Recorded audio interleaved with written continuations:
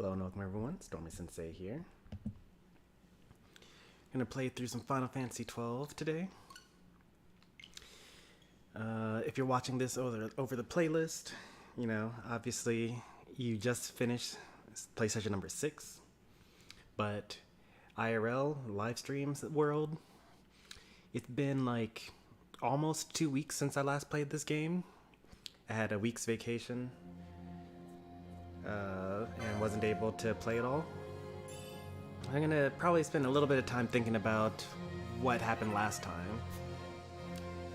So, if I recall correctly, and this is mostly for me, not for those watching,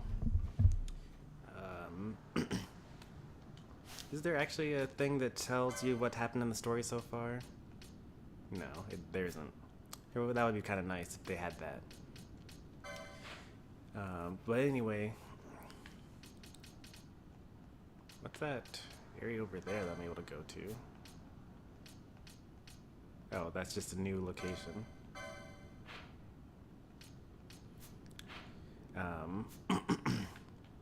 So anyway, oh okay, it's the corners of the map that I'm able to move. I see.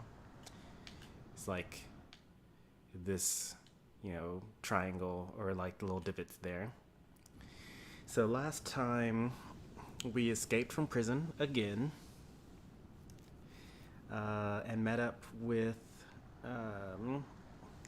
Ashe, who we find out is actually the princess of the Fallen Kingdom, and she hates Bosch because she thinks that he betrayed the country. Bosch firmly believes that what he did was the proper thing in order to keep the kingdom alive, I think. I don't really understand the politics of the story yet. And now, what are we about to do? I honestly forget what we're supposed to be doing here. I know that we last just got through meeting with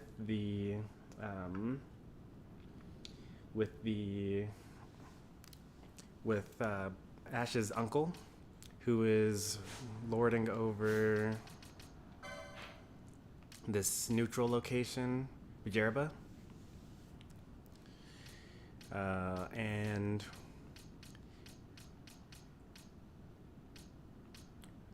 we were supposed to do something, politically speaking. I think we're supposed to go back to Rabanaste. Or we're supposed to go past the Dalmascan Western Sands. That's what we're supposed to do, according to the flag on the thing. And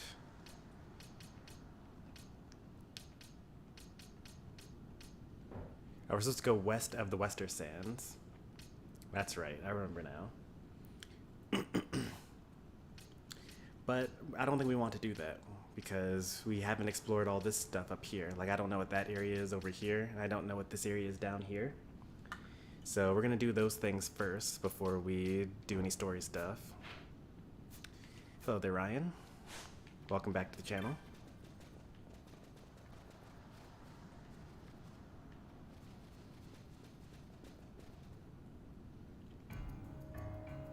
Wait, was that a cactus? I didn't realize that this was like a friendly... Oh, this is a Moogle. Never mind.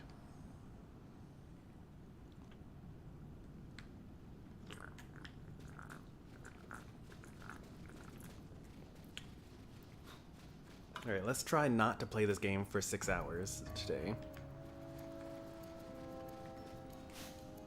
Okay. We're off to a great start.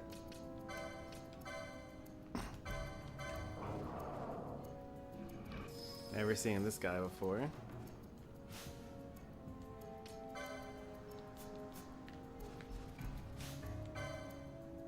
Level 28. Okay, that's why we've never been here before. These guys. Oh, level 9. Okay, so we just need to avoid that section of the map.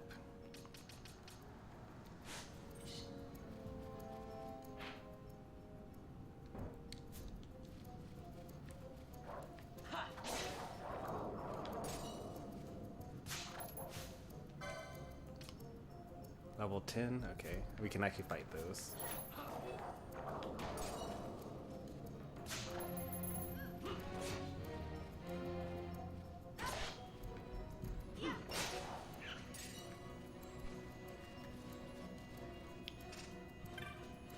never fought those types of things before. Do it 6-hour stream. Don't tempt me, it might actually happen.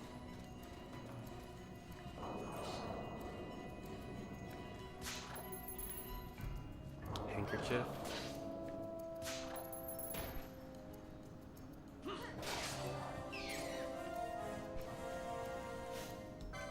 Just gotta make sure that we're not accidentally fighting anything that's level 30.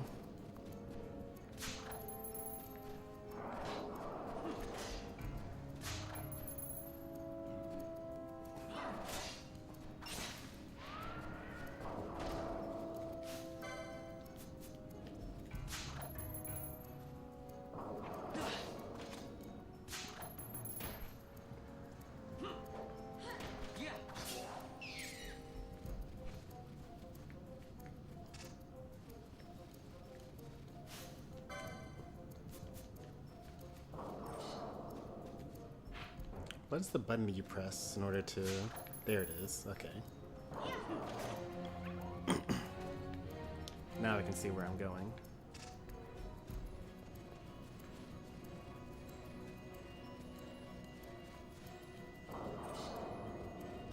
Hey there, RSB.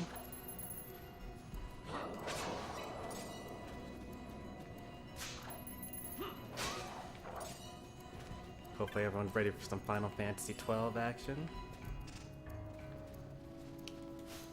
Is Fran able to heal me? How much does she heal by? I forget how much everyone heals by. Alright, she is a very weak healer.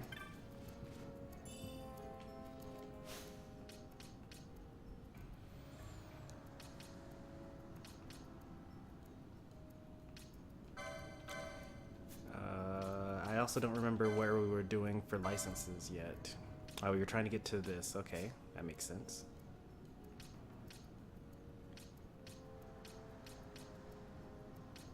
What was Balthier trying to do?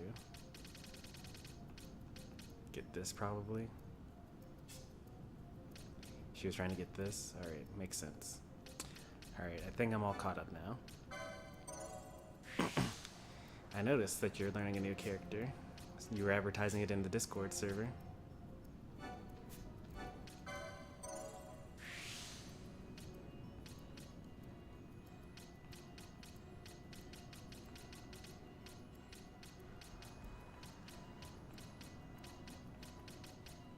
Why is Foebreaker like actually the best early game class? Like you just get a couple of things up here and then you just keep on increasing your stats over and over again.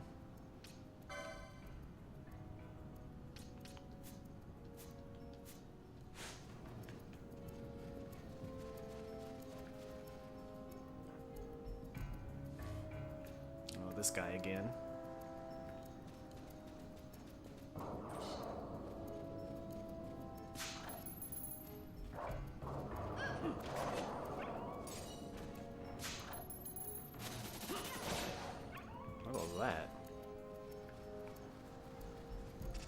Looks like he's about to unleash his ultimate technique and kill someone.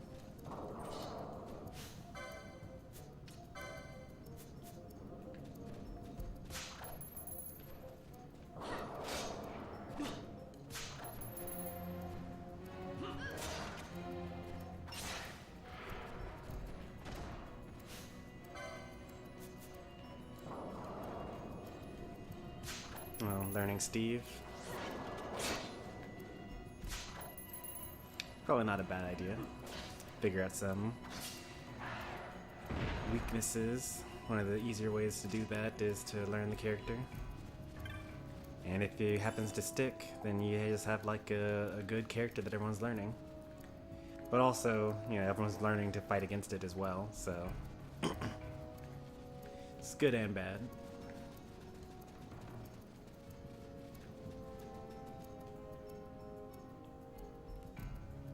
Alright, let's see what this area is all about.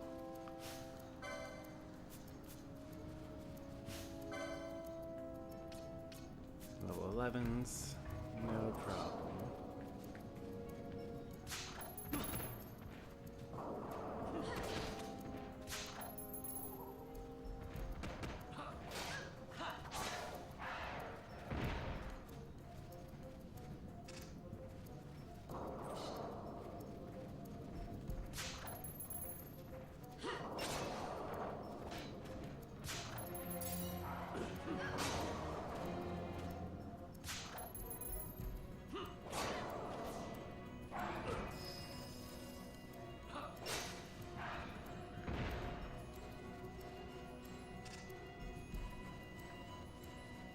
Is there another giant bird in this map zone? So far there isn't.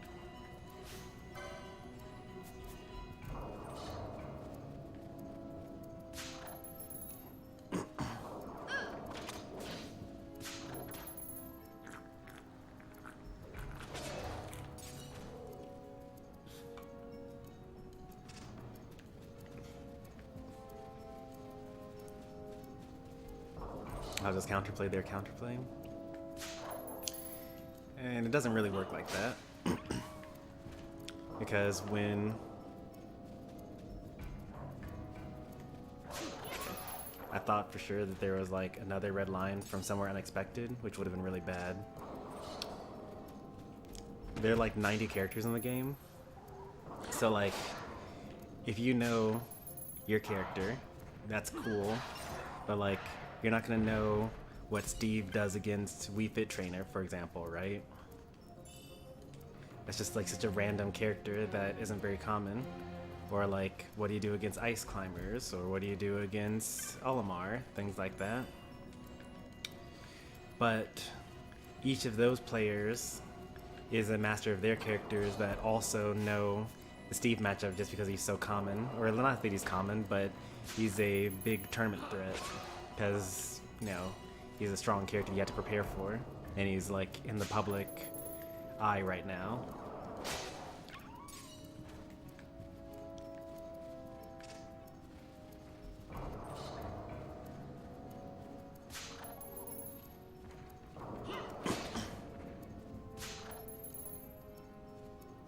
Okay, that's different. If you're using it to cover bad matchups, then that's actually perfect because you're literally learning him just so you can do the thing that works against those characters that you would be using him for. You need to avoid this guy some kind of way. Oh, wait, he's not even aggro. He's a yellow enemy. Or he's a green bar, which means he won't automatically attack me.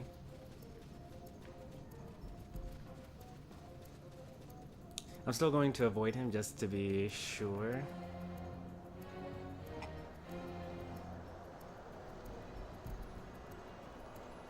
Do you see that T-Rex in there? No map on here.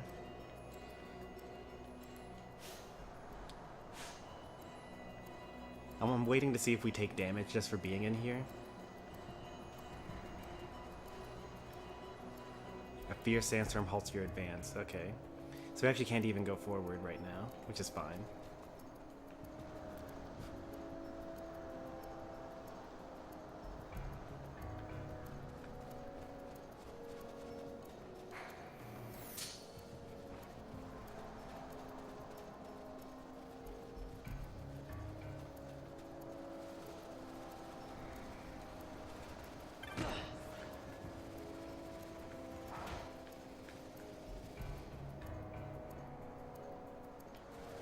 Wait, now there's a sandstorm like everywhere. That's kind of not good.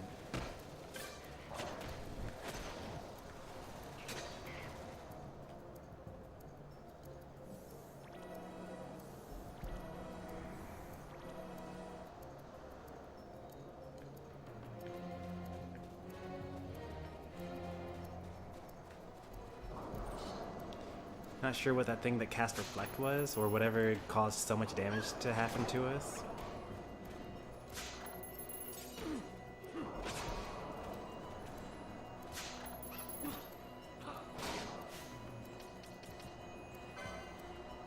Huh. Thought I had like 90 potions. I guess I sold them because I get so many of them.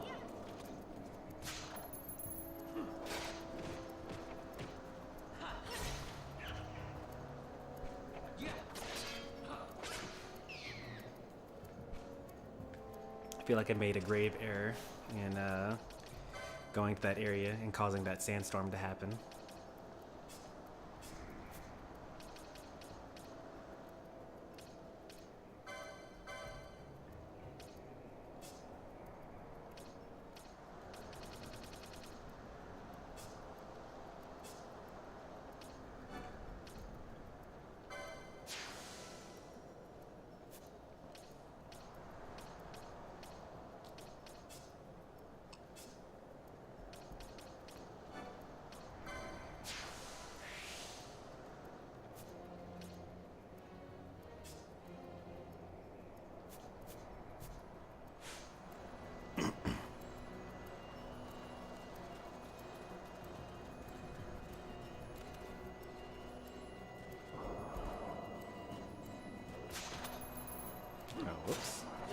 actually have Fran as my party leader now.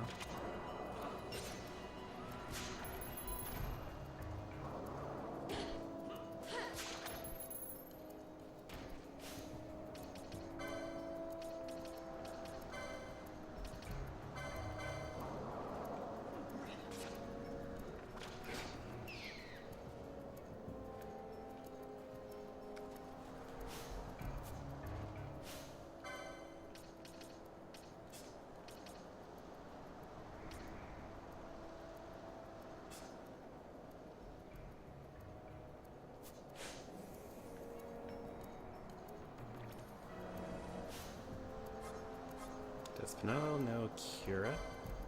No, she doesn't. Okay. That's fine. She's focused on increasing her magic potency. She heals like by double the amount that Fran does. That being said, Fran is an archer, not a white mage, so it's fair.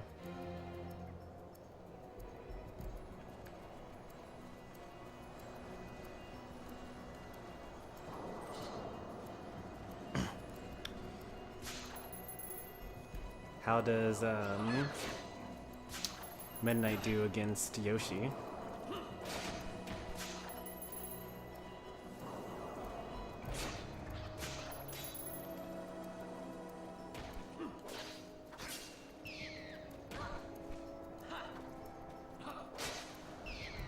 It's like the only person that's been really able to beat Akela over in Japan has been Yoshidora. And he's kind of been like, had his number for a while actually.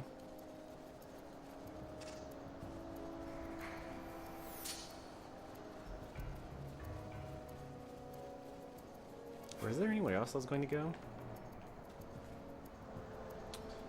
Yeah, but it's kind of out of the way. It's not that out of the way.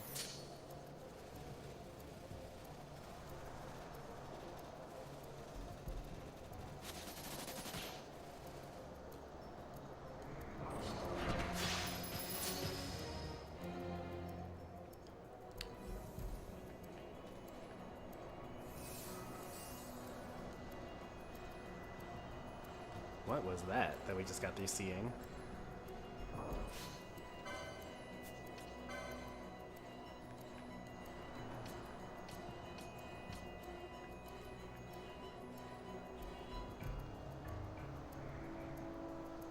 Do we want to fight this? Let's see how much damage he does. Okay, only 24. We can take it.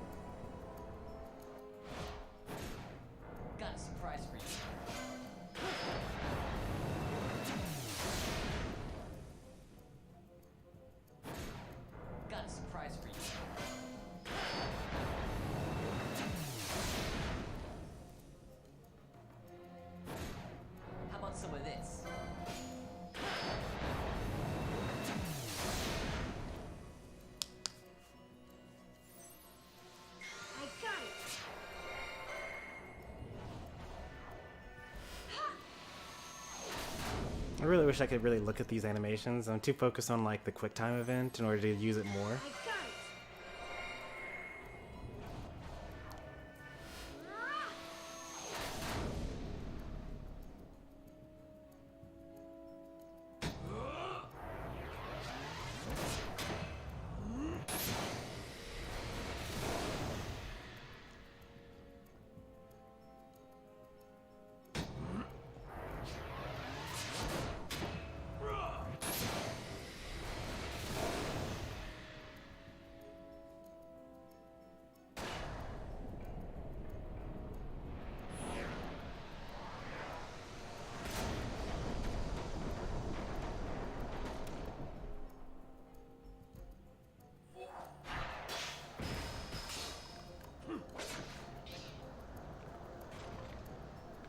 It wasn't so tough. I say as I used up, like, my cheater move. Hey there, I'm not great. Like, even though I hit him with 7 of my missed abilities, he still wasn't quite dead. Granted, he was almost dead, but...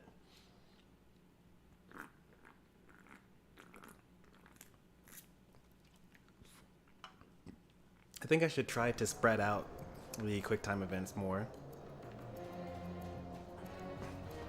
Oop.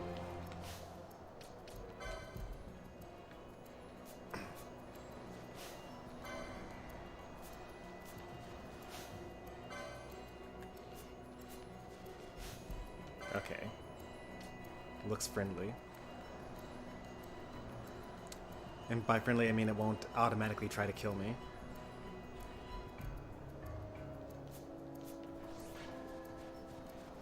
Still gonna try to avoid it, because that thing is terrifying to look at.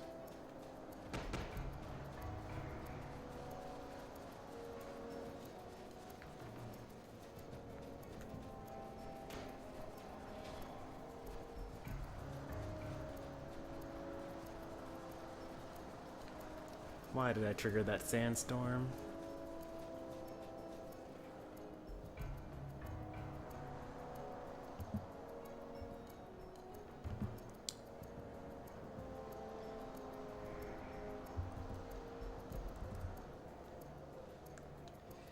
Svejin, welcome to the channel. I've kind of played this game before. This game came out, I think, the year before I was off to college. So I played it technically, but like not really. Like I didn't play it much because I left home.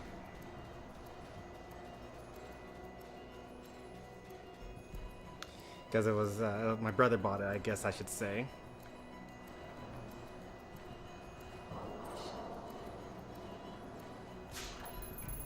I should have checked their levels, but they're fine. Like, I'm already further now than I was when I played the game. Also, this is the international, the Zodiac Age edition, which I actually never did play. So, like, I'm not used to the... Well, I guess I shouldn't say I'm not used to the job class system. But this is my first time playing with the license board.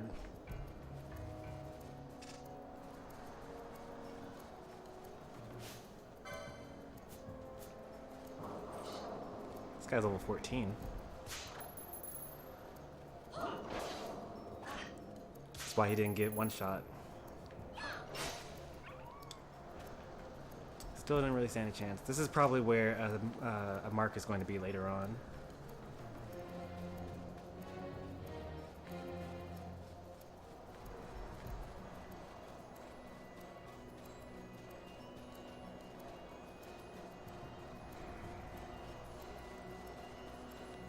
Alright, let's try to leave this area.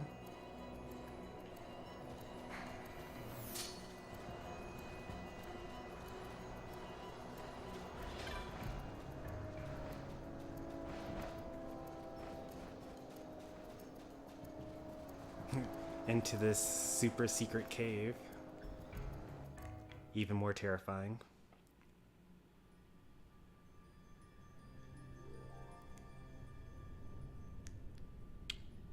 The Zertanen Caverns. I have literally no business being here. Let's see what level the first enemy is. 17. Yeah, we don't need to be here. We probably could take it, honestly. It wouldn't be that bad. But it wouldn't even be that tough. Like, only 1-2 levels above me is reasonable. I'm mostly concerned that since this isn't where I'm supposed to be right now, I'm a little worried that it's going to overlevel me. But also, it doesn't look like there's much to do here. Oop. Enemies fall from the ceiling.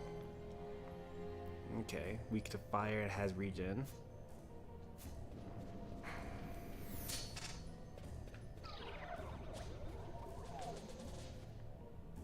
Is he coming closer to me? I want to fight him out in the open, because if I walk up to him and then like 2 more enemies fall from the ceiling, then I'm not going to be happy about that. Okay. Seems fine.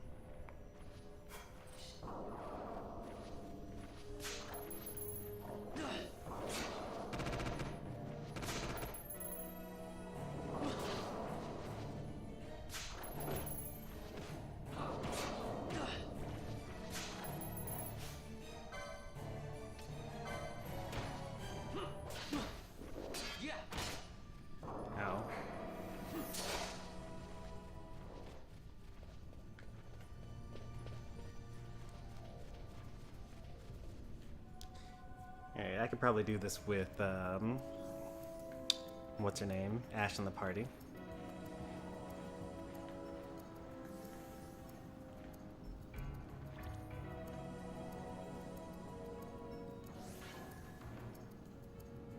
Oh, the sandstorm is gone. That's convenient. How very friendly.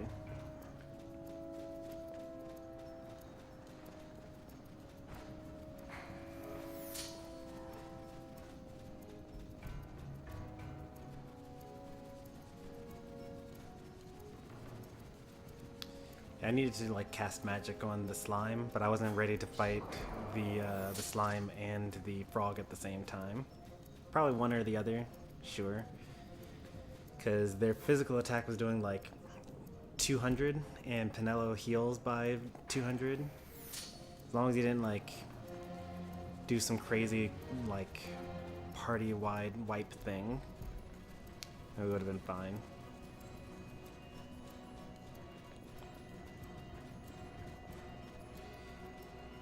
Alright, so this is all good so far.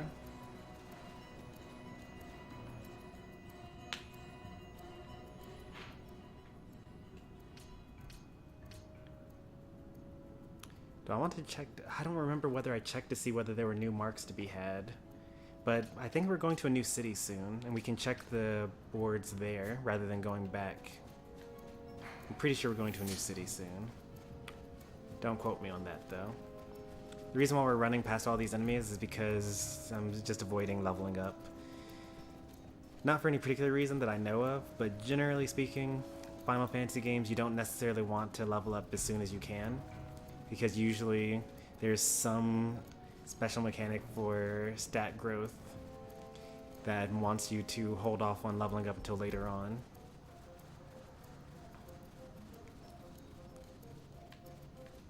So like in Final Fantasy VIII, that would be the strength up, magic up, HP up abilities from your junctions. In Final Fantasy IX, it would be the special stat growth bonus that you get from equipping certain items. Final Fantasy VI, equipping certain magicite. And I don't know about 7, but I'm sure that there is some sort of materia that have some sort of level up bonus attached to it. And I don't know what it is for 12 either, but I'm sure it exists. Also, if you level up too much, then you get ahead of the leveling curve, and then the game becomes easy. And we don't necessarily want that.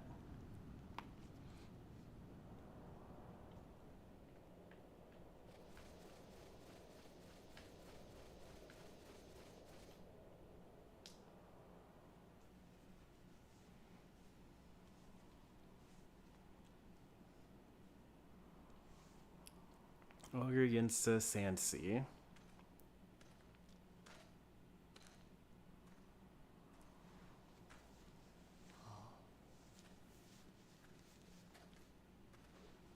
That does look pretty cool, and also deadly. It's a sea, but of sand. How imaginative.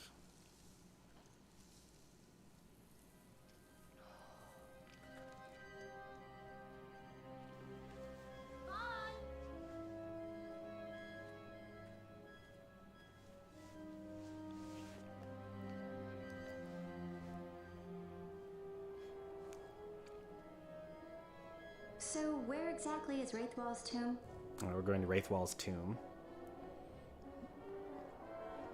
Far to the west. We must first cross the Ogir Yensa, and beyond that the Nam Yensa, before we reach the tomb. An expanse of desert larger still than all of Dalmasca.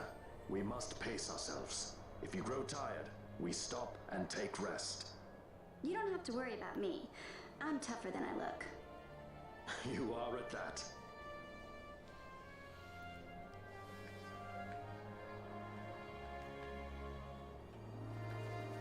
No map yet.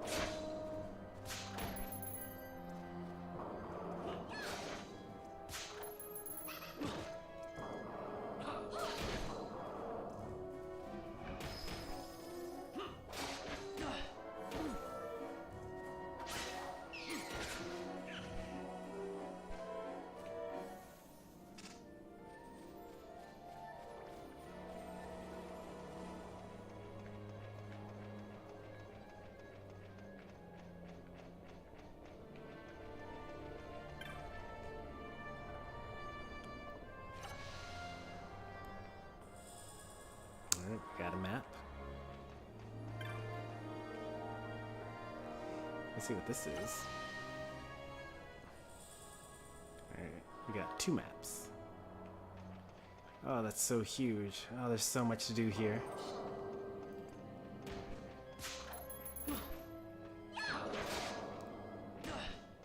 I might use a teleport stone. There's no way that, because there's like no town anywhere around here.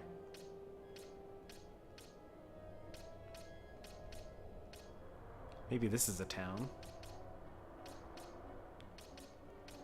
This looks like a town right here. I want to check to see if there are marks, because if I'm like going through all of this, what if I like miss something? I mean, I'll just go back for it, obviously, but ooh, wizard staff.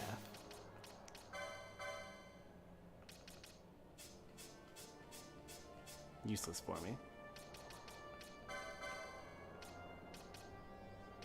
It's useless because I actually don't have staves 2.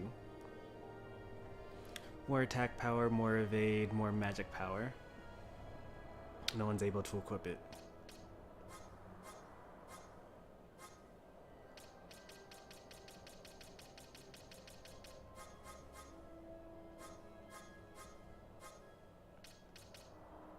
It's actually a 2-handed weapon, okay.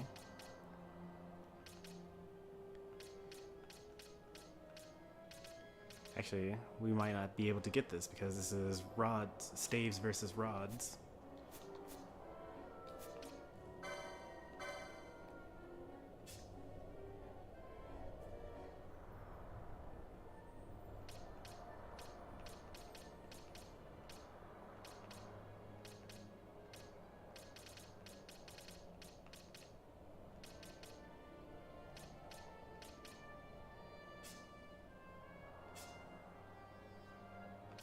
What's my next thing going to be?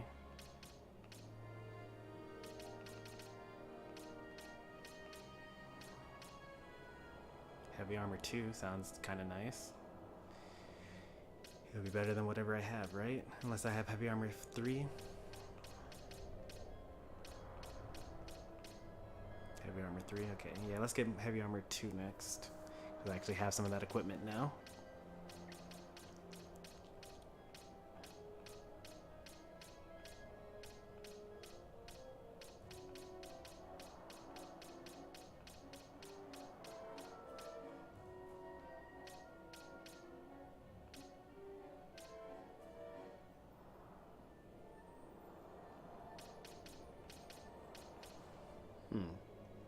Wouldn't be that bad, actually, infuse.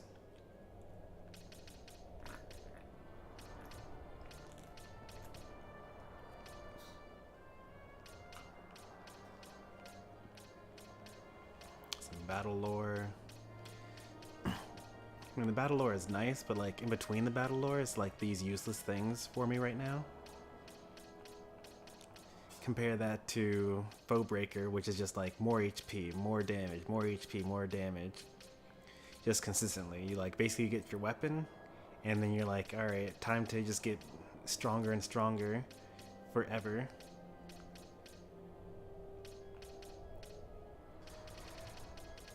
Sure, it tapers off eventually. Like, you get all that stuff up front, and then for the rest of the game, you don't get anything else. It's also kind of annoying to get her mist abilities.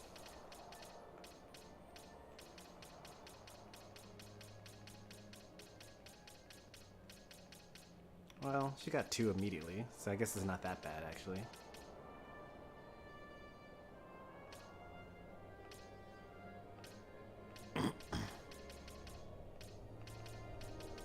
Oh, never mind. So there's another one right here. It's actually super easy to get all of them. But these are all useless on the way there. At the moment. Kinda want you to get Cura. And Raise.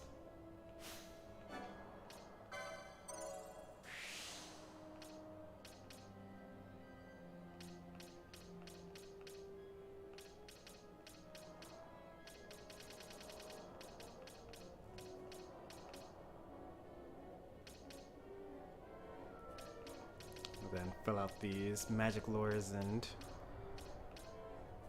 health things up here, I guess.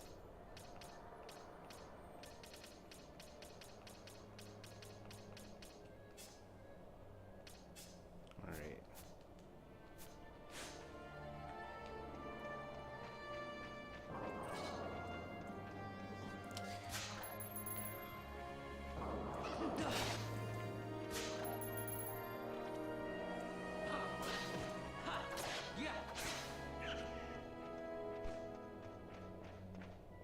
Oh, you probably can't even travel down there, huh?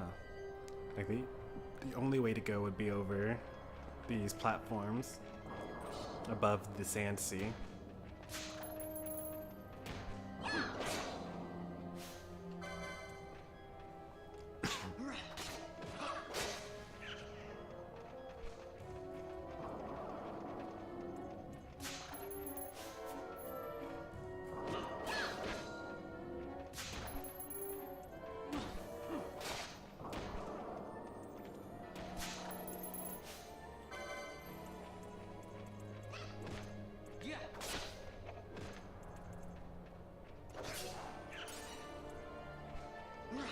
Is this on lowest HP?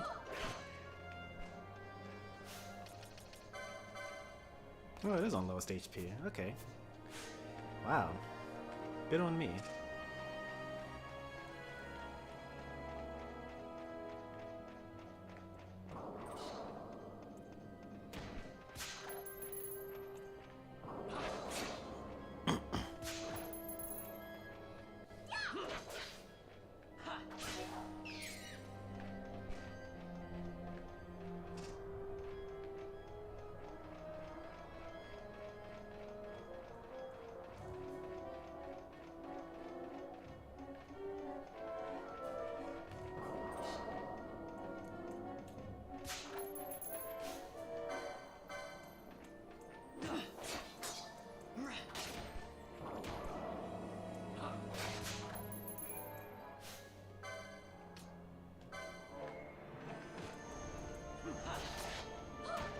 What do they just do to themselves?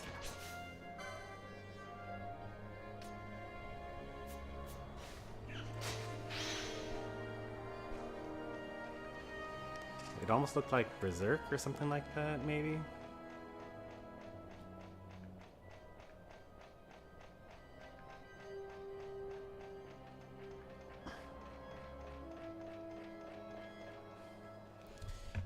Next area.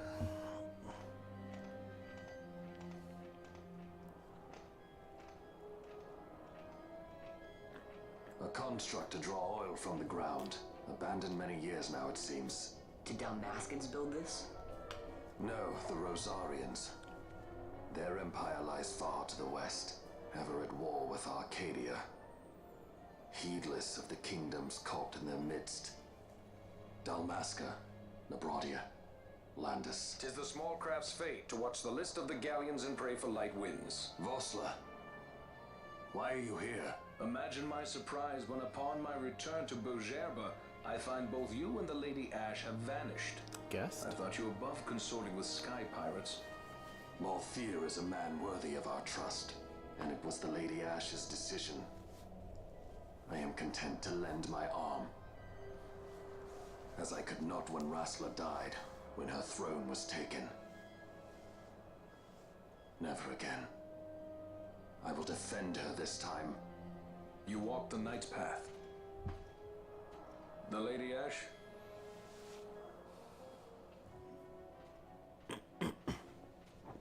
We should leave this place. Let me guess. Sandstorm? Something far worse. I see. So the Dawn Shard does lie in King Wraithwall's tomb. The Marquis sympathizes with your plight, yet the Empire perches as a carrion bird on his shoulder. He can keep whispers of your abduction silent for only so long. Yes. Tell me, Vossler, what have you accomplished? We leave at once. This is Urutan Yensa territory, and they are unfond of visitors.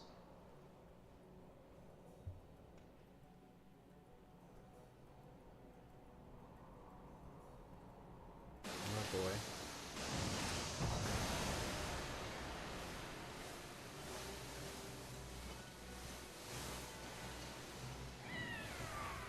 In many ways, this game reminds me a lot of the Star Wars franchise.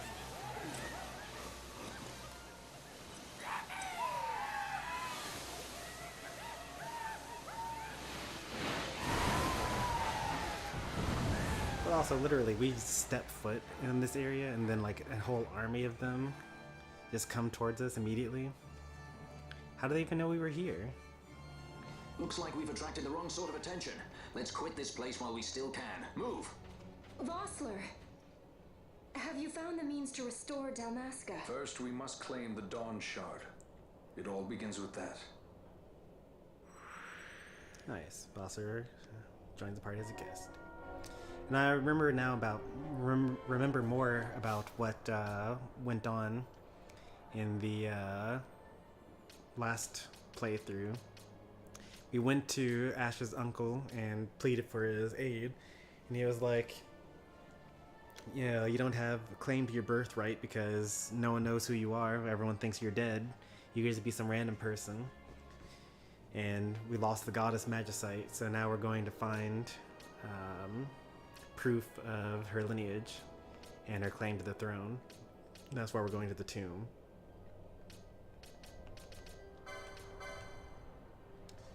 Use telekinesis on flying foes, then attack the party leader's target.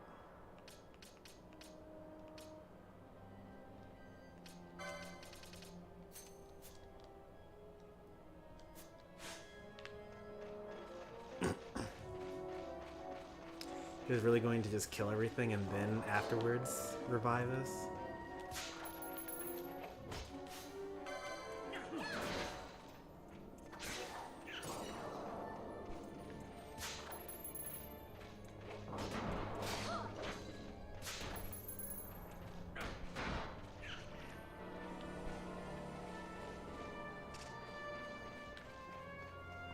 Now I just want to be over there.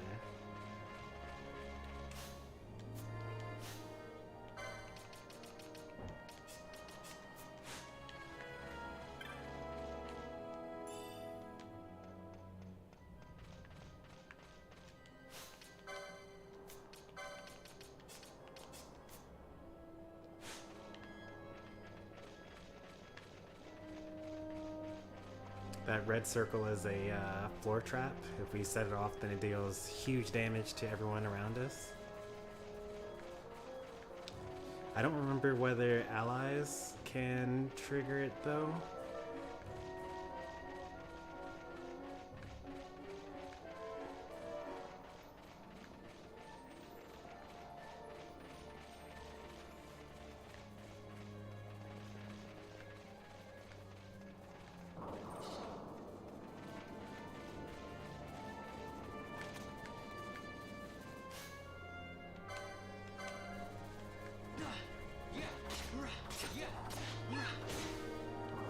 Pretty cheesy.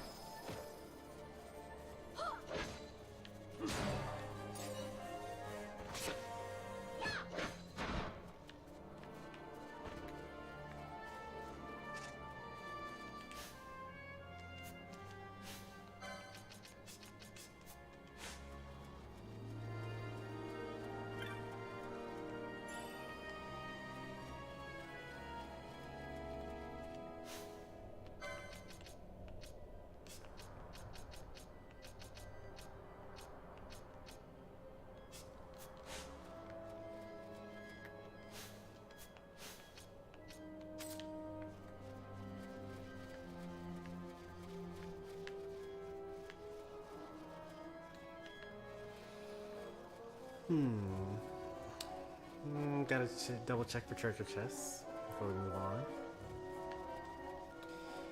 Even though, like, I feel like the treasure chests in this game are kind of like, they seem to have some sort of random probability of what's in them. And they also respawn. So it's never like, you know, you never go to out of your way, you know, traveling all the way through the dungeon. You happen upon a treasure chest, and then you're like, oh wow, this has a weapon that's way better than what I've been using up until now. Like, I haven't had that really happen. It's all just like money. Occasionally I get a spell, and that's nice. I do like getting a spell in the treasure chest.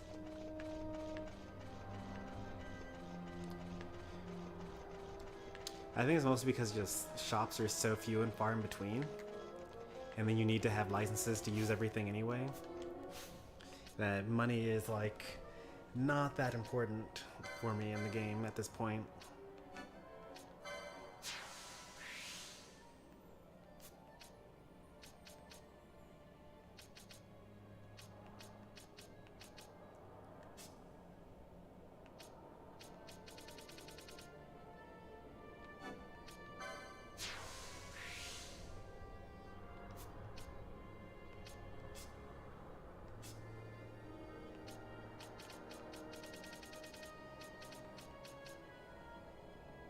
I actually don't know what I want for Bosch anymore.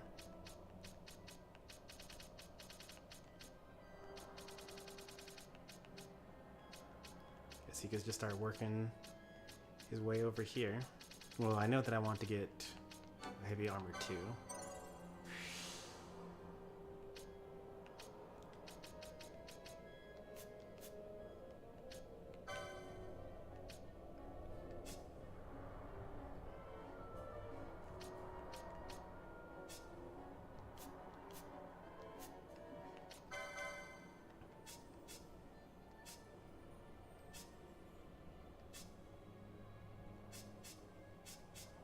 Bosch probably could get another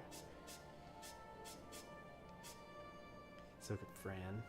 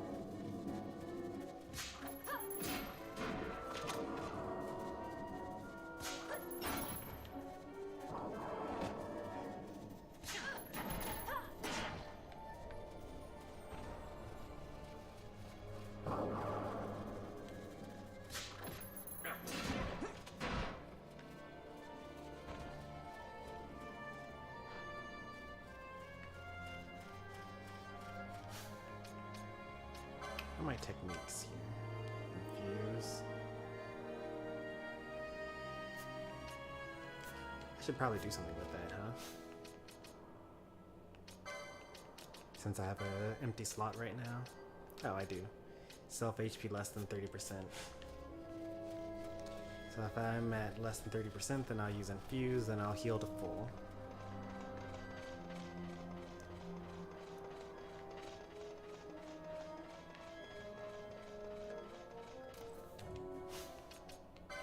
I remember now. There we go. Get a little, be a more tanky. It's not enough to just get the license, you also have to actually equip the stuff. Oh man, Ashe got leveled up already? I was just getting used to having her.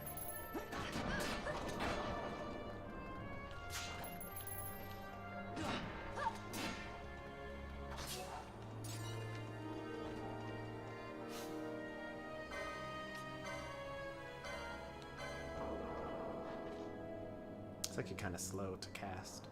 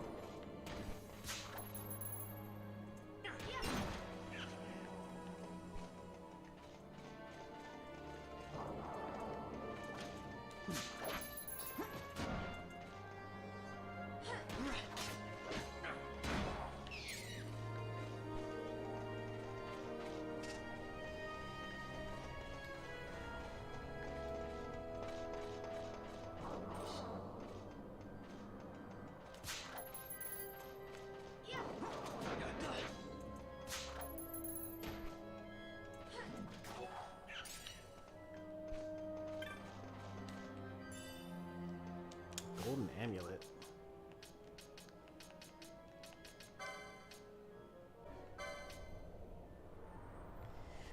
Oh, doubles license points earned. That's broken. Accessory 6. I need it. But who needs it? Everyone needs it. How do I get that? And who gets it? Ashe gets it. Where's accessory 6? Oh boy.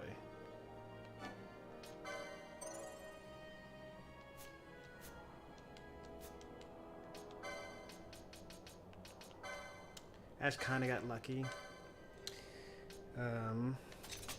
Just the fact that I happened to choose Foebreaker for her. Like, I could have been giving Vance, or giving Vaan all the attention. But, you know, he started off with Steel, and that's what the Shikari does. But I probably should have had him be a Foebreaker. If I were to restart this playthrough, or the next time I play through this game from scratch, Vaan's gonna be a Foebreaker. Because he keeps Steel regardless of whether he's a Shikari or not. So you actually don't get a benefit from him being a Shikari other than the saved license points that you get.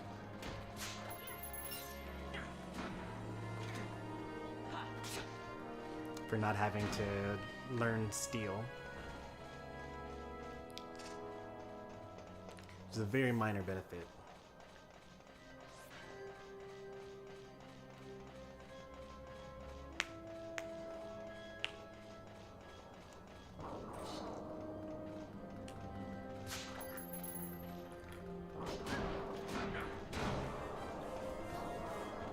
Oh, this is really awkward.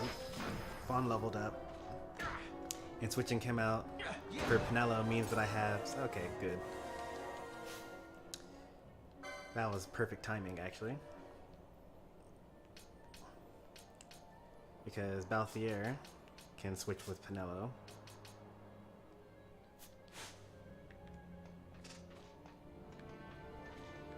Okay, Vaan is the highest level on the team.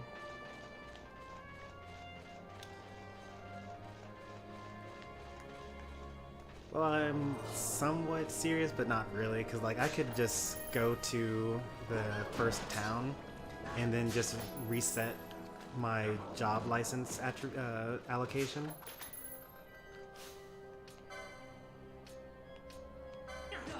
Without actually having to restart the game over.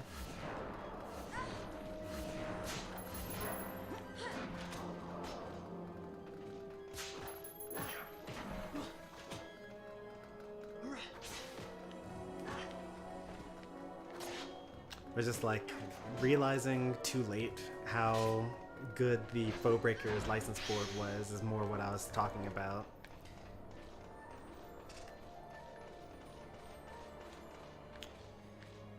Do I really want to be in this area? Not really. The next interesting thing is north of here.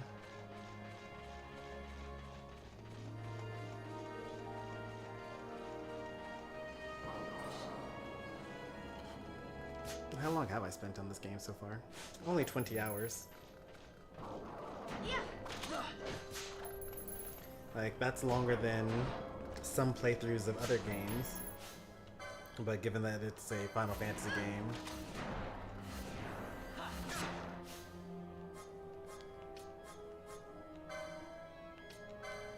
it's like not much time at all.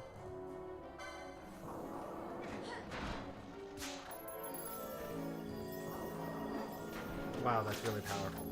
600 to all allies?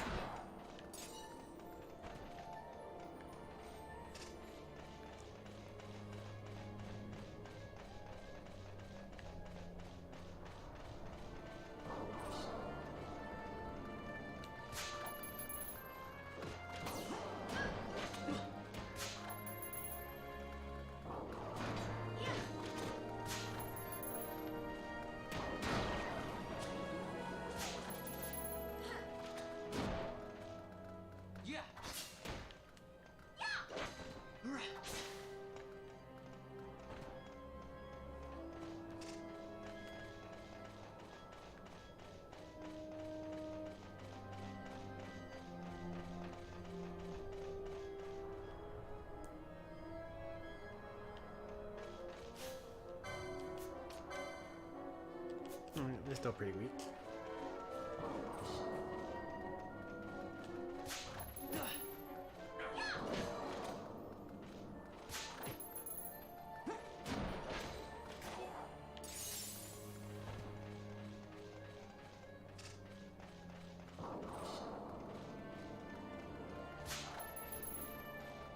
Yensa thing.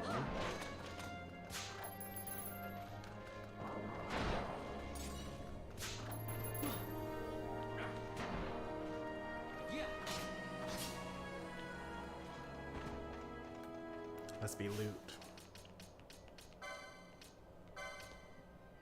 Yep.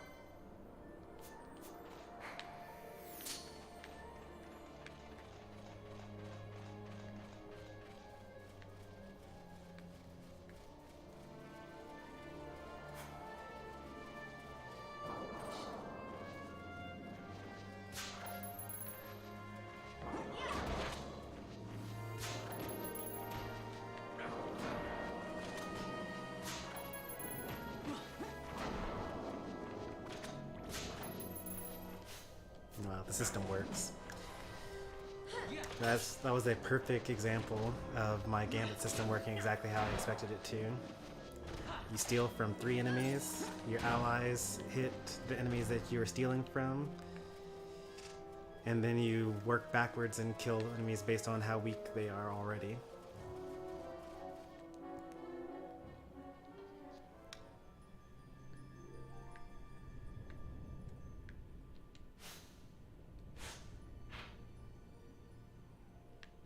Oh, interesting. Western Sands are this way.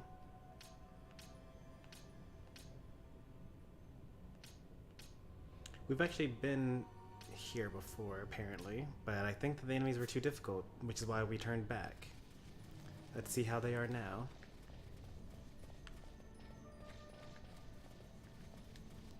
Well, that looks like it would kill me. And I would totally go in there if this were a game that lets you just restart from somewhere, but this is like a 16, that's fine.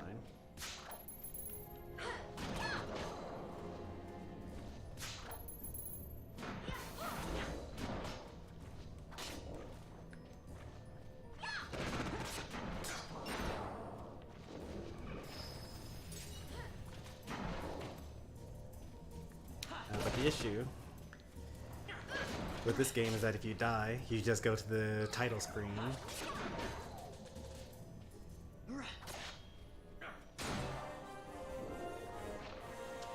And have to reload from your most recent save file.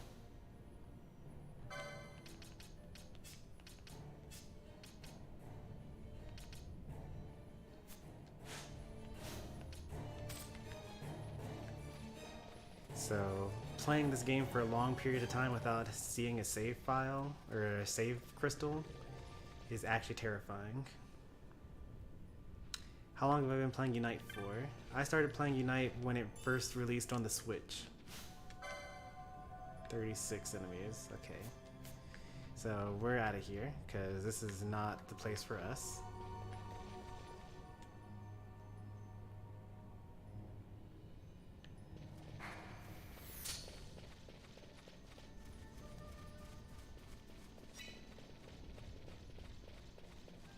I think that noise indicates that I charged up another meter for my mist ability.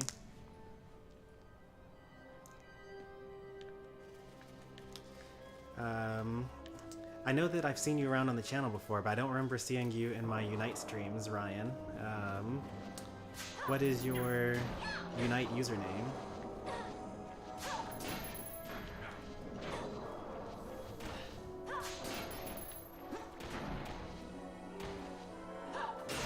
Why are they attacking Vaan so much?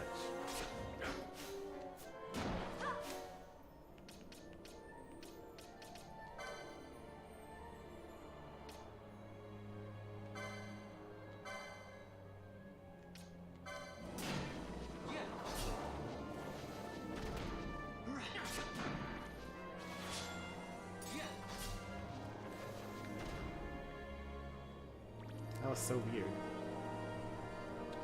Oh, you're Red Riot. Okay.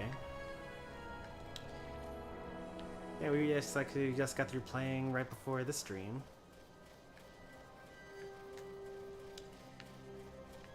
Nice Caesar, by the way.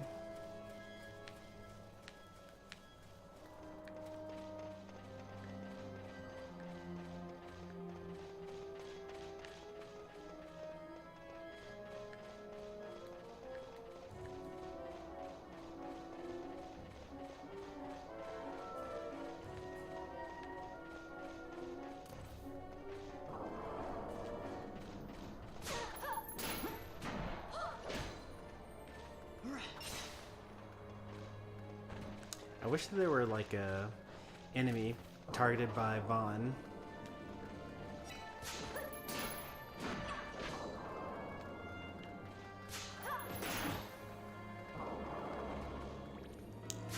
That'd be a nice gambit to have.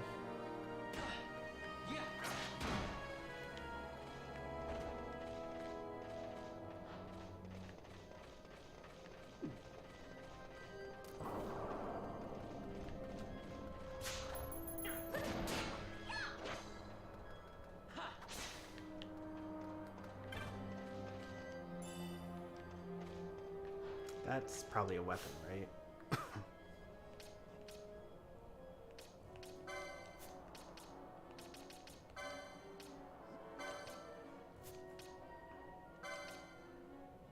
It's actually armor. Heavy armor 3 is needed for this one.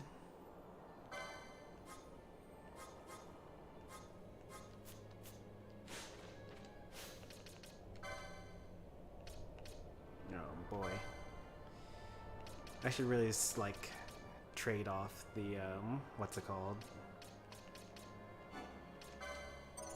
Because once you get the license points, you keep them forever. So if I reset this character by going to Mont Blanc in the first city, then she still gets to keep all of the stuff for that.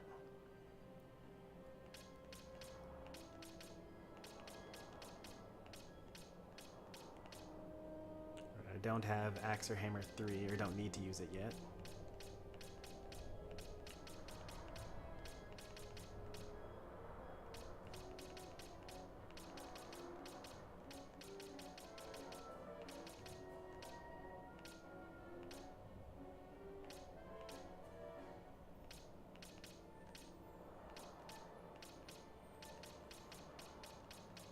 Actually, I really like the idea of a foe breaker. Like they're tanky, right? And they do lots of damage, but also they have these debuffs. Like, lower their defense, lower their strength. And then somewhere around here, like a lower their magic attack, or magic defense spell.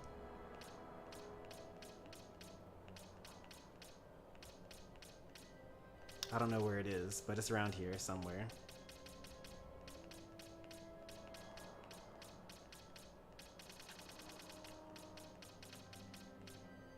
Oh, there it is. Lower their magic resist. Unfortunately, there is no lower their magic attack, which could be useful as well. Alright, accessories 6 is what I'm looking out for all the other characters now.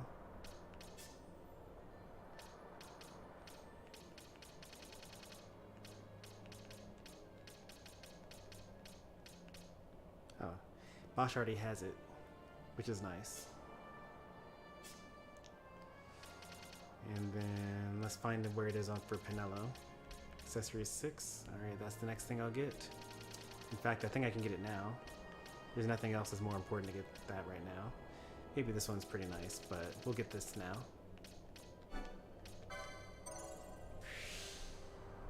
And then we can get Evanescence as my other ability there. And in fact, let's actually take the thing away from Ashe right now. I'm gonna want to have more than just one of those for sure.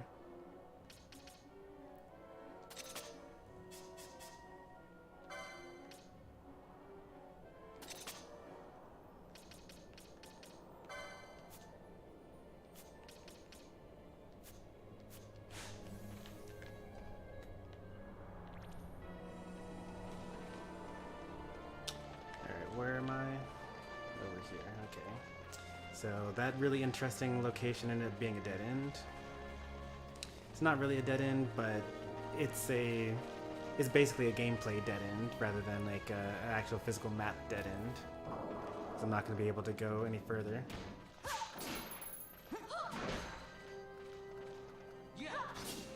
Due to my level.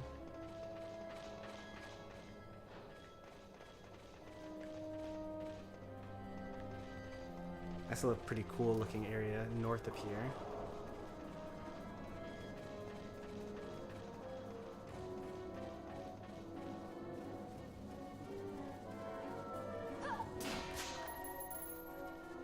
I did 13 damage just then.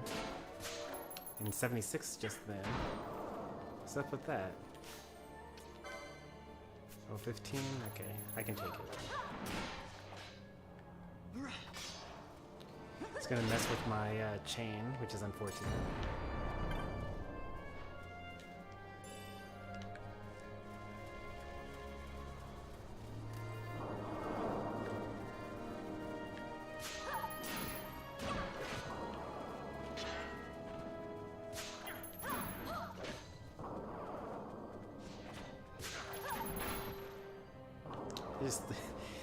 Sometimes you do 13 damage, and sometimes you do like 350 damage. And I think it has to do with axes. I think that the weapon in particular is just supposed to be a high variance weapon, where you can either do way more damage than you're supposed to, or way less damage than you're supposed to. which is pretty cool. You can use it to, like, if your average damage is doing like nothing to an enemy, with, like, let's say that you're using swords, which is supposed to be consistent damage, then maybe you need to just, like, you know, occasionally break through with some more extra damage.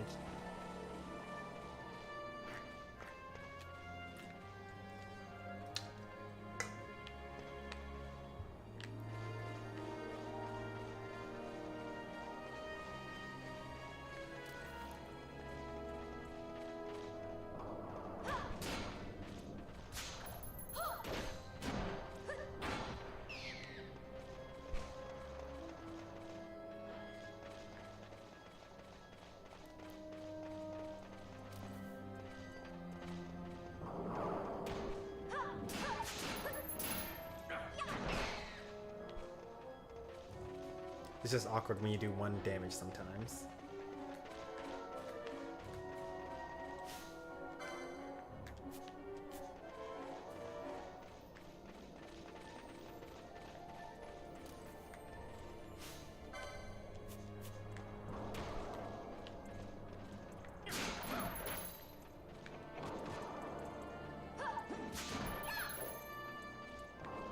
I'm literally not even looking at these enemies right now.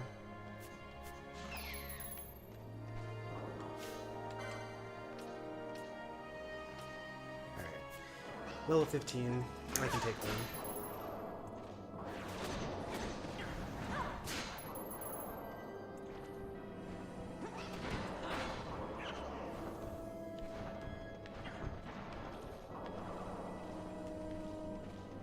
Except I can't actually take them because he just flies away. That's kind of rude.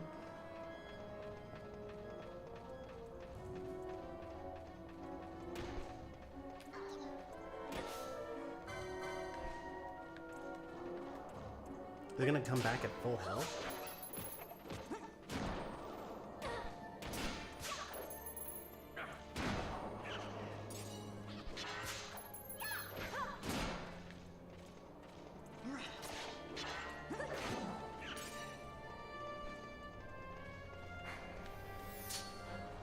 Yeah, nice try. Not falling for it that easily.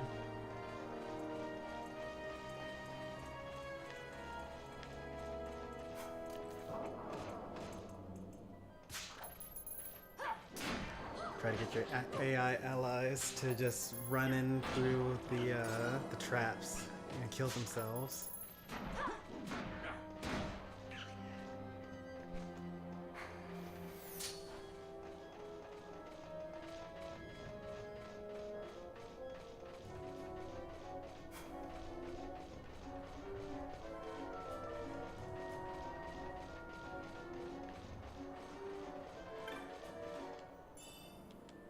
Now I'm really upset that the wyvern, like, ran off. Like, I didn't kill it, so it's not in the bestiary, so, like, you know, 40, 50 hours from now, when I forget that that's an enemy, like, how am I going to know to come back to get it from here?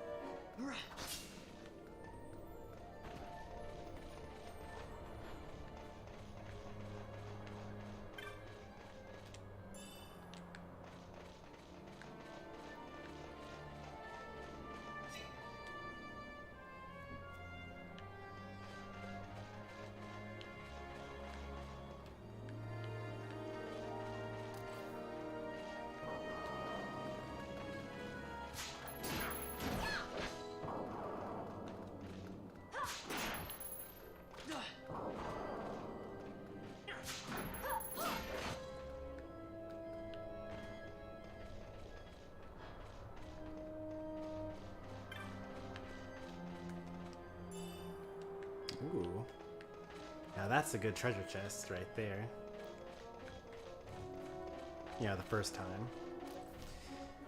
So now I have a new spell that I'll never have to buy. Which is kind of weird, I guess, because it's basically just like finding 3,000 gil in a treasure chest.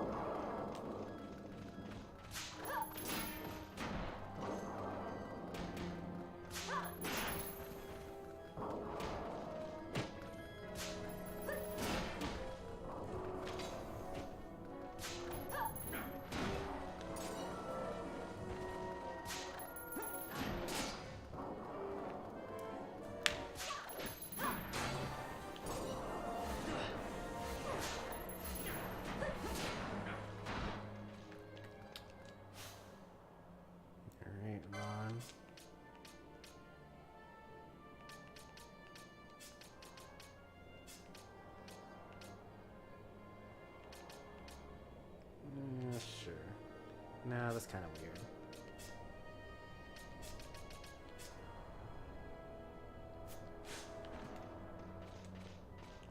She's still asleep.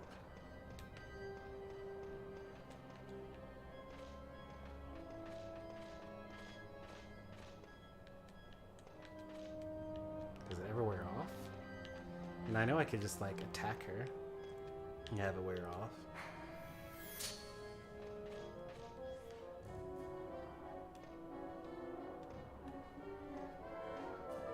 I'm pretty sure that anyone of us that attacks her, except maybe Penelo probably could do it. Okay, it does wear off eventually.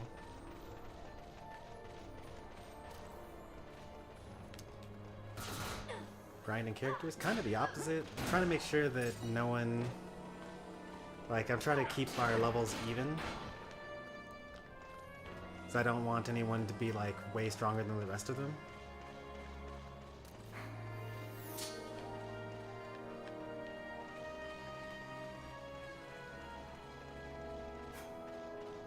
That's why I keep on swapping characters in and out. So Vaan hit level 17, which makes him the highest level on the team. So, or in the party. So I moved him off the, moved him to the bench so that I could get another character level 17.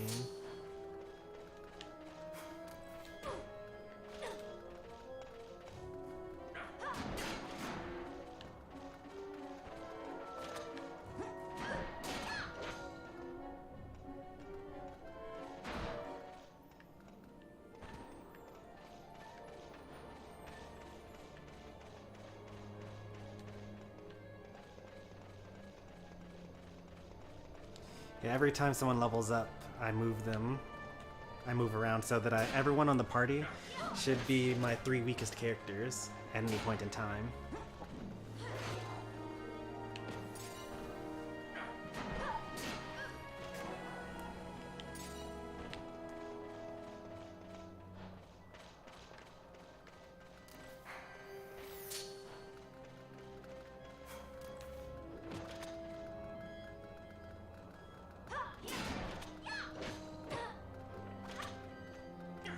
Don't do it. Watch your step. Don't go backwards. You know what? I'm just gonna control her.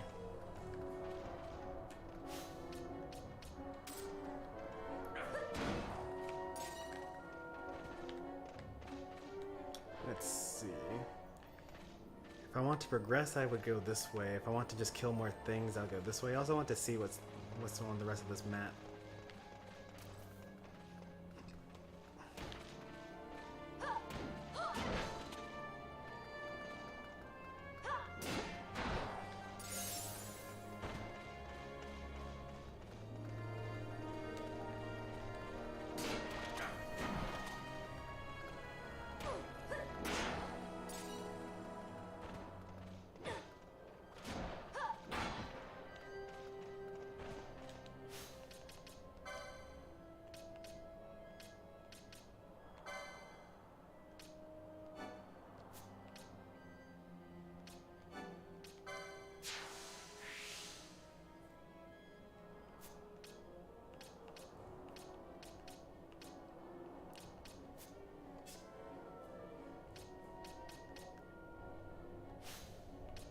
As much as I wish that I could defend Brand's outfit, you know, what can I say? It was developed by like middle-aged Japanese guys.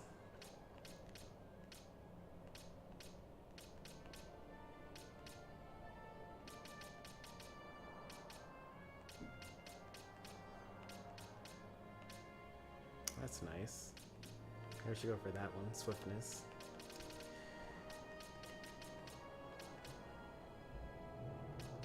Where's my accessory 6 for Vaan here? Here.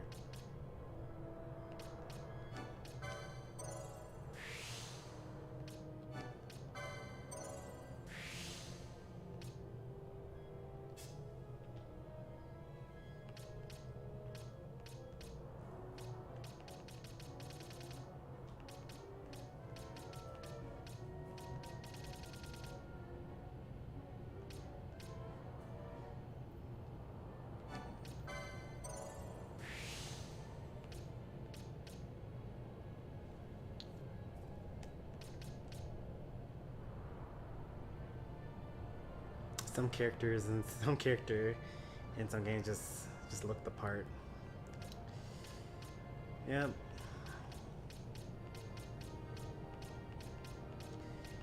But you know, for as much as you know, as awkward it is to talk about as a streamer, Fran is like the most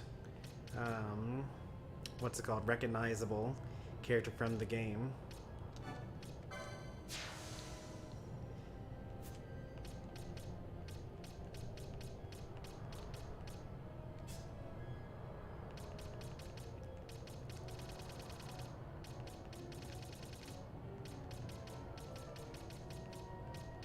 Where are my accessories for this guy? Alright, I've already gotten it. Alright, Bosch has it. Ashe has it. Pinello is currently using it. I'll use it for a little bit longer. I'll give it to Vaan after that, I guess. And then Balthier after that.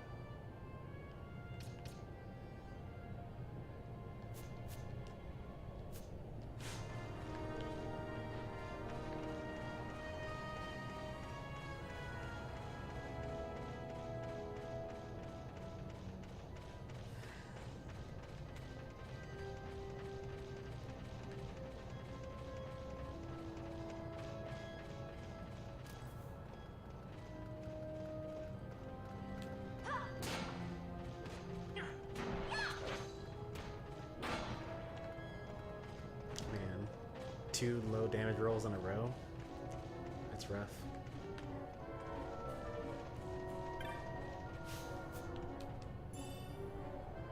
Serious.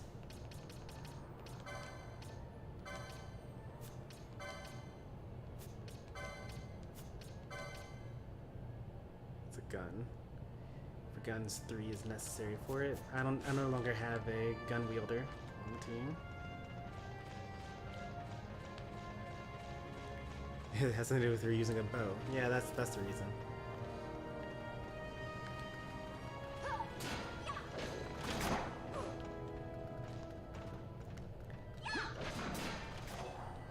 I will say that archers generally are one of my favorite classes. Not in RPGs. I actually really hate bow users in most RPGs. But in action games, or like tactical games.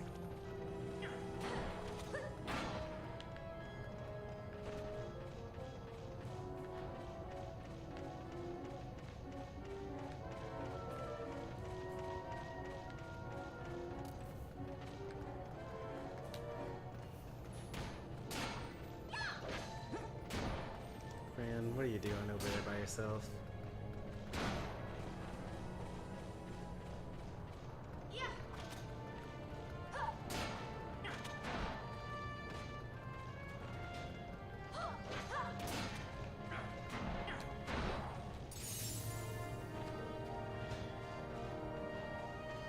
What is that? Salamander tight. I don't really want to be over there.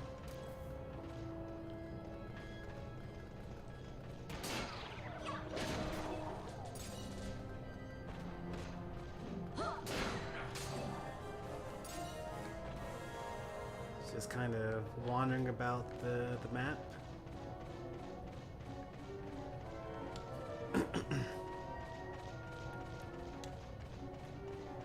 A lot of it does have to do with that, I think. I think it's all kind of confounded, right? So, like, I like the design of Decidueye. I didn't actually play Generation 7.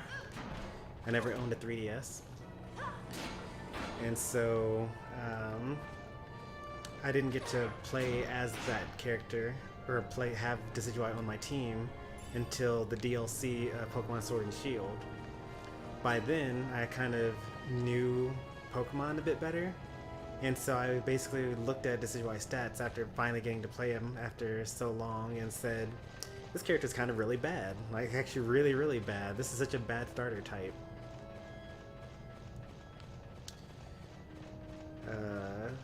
Like, especially in a generation that gave us, like, what were the other two? Was that the Greninja? Or was that the, I can't remember. I really don't want to be here. Like, this guy... Okay, if we can bring him close to us, then that's okay.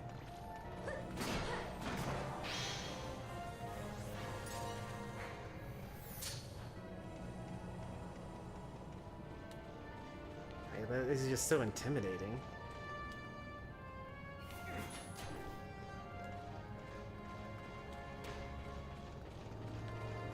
Nope.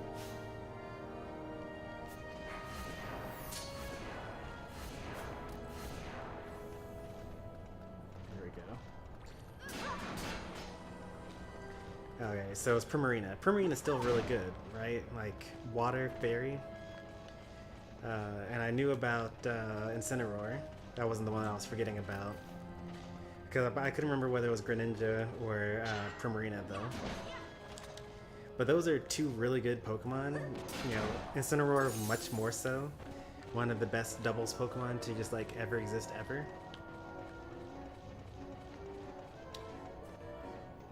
Am I gonna go the long way around just because I'm afraid of this guy? By the time I go the long way around, is he going to have caught up to me? He is, like, friendly.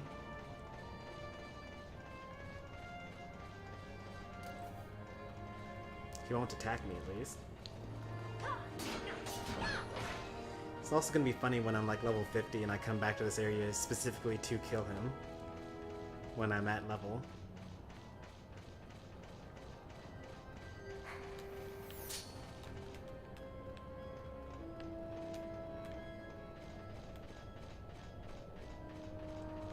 He's coming this way, so I can go around this way. But yeah, Decidueye has like really weird stats where he's like really balanced in every single way, which is bad for Pokemon. You want to be like good at something. You want to have good attack or good speed or, you know, good HP, something. But Decidueye is just kind of like mediocre at everything. You can't really make him as like, he's not a sweeper, he's not a revenge killer, he's not like really anything. So, long story short, never used him. I love the design though, like a Decidueye, like it's so clever. Like it's a deciduous tree, the ones that like die. So he's basically like a dead tree owl thing.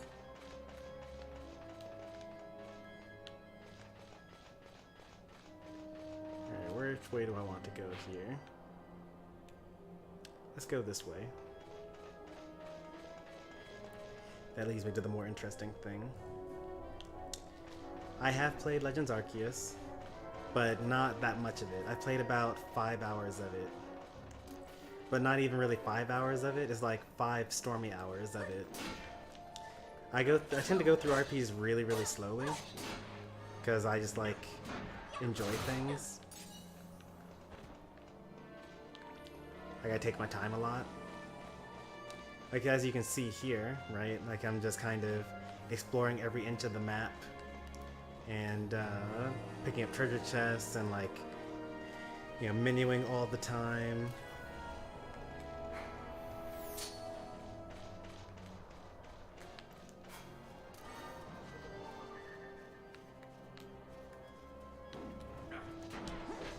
So I've actually watched other people play Legends Arceus and like get way further than I am in like 2 hours compared to the like 10 or so hours that I've spent on the game.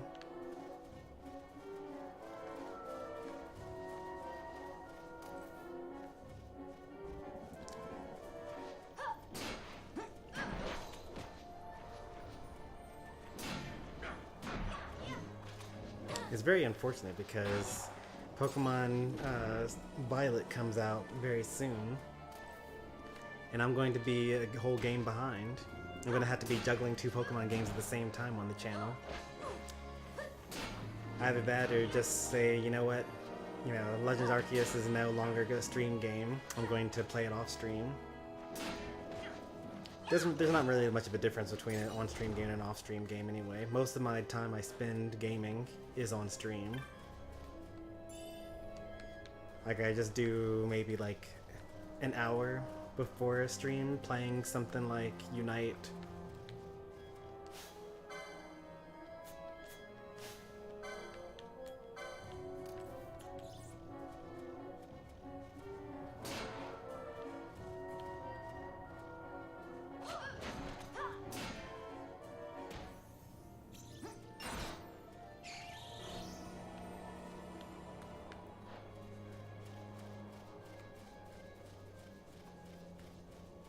I mean, the original conceit for this whole channel was that, I play video games generally, and now I have a capture card.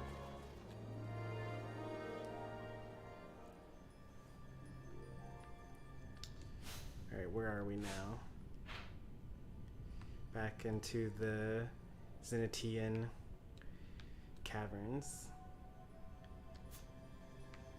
I know that there are like level 40 enemies in here, so not that interested in being down here right now.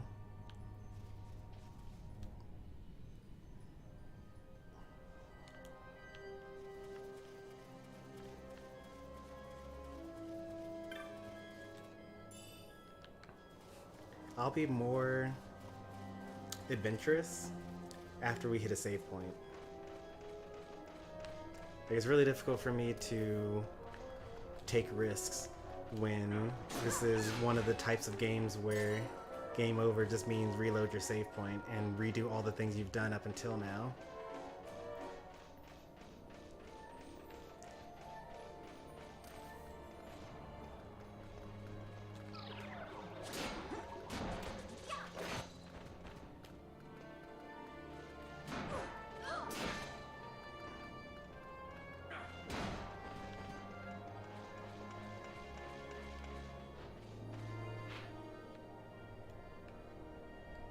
Okay, so if we had gone through there, then we would be here. So this is just a shortcut to do that.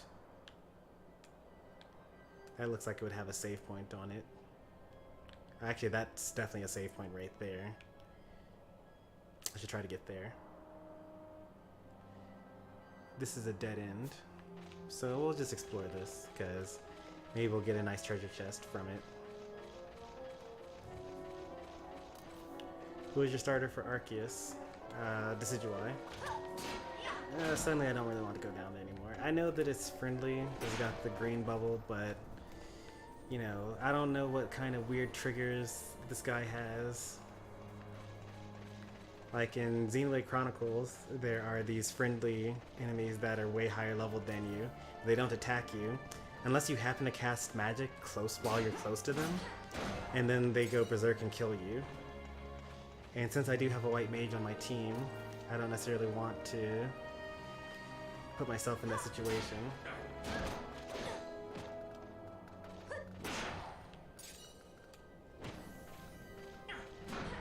I almost forgot to get rid of this golden hairpin.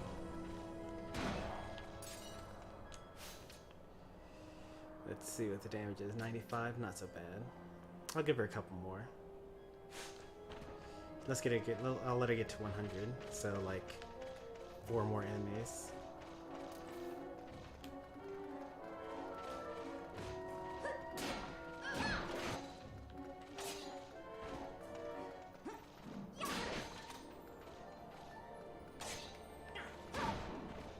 Did anyone level up? Did I miss it?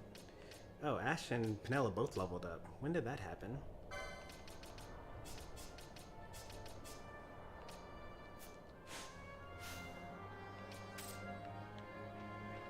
I was wondering that. I was thinking, like, it's been a while since I've had a level up.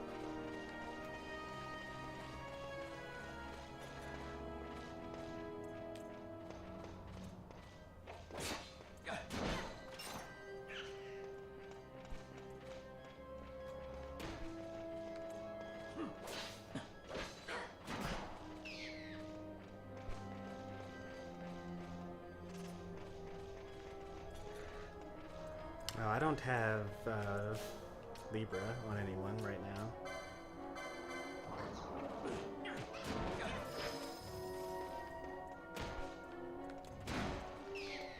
Don't want to fall for any traps.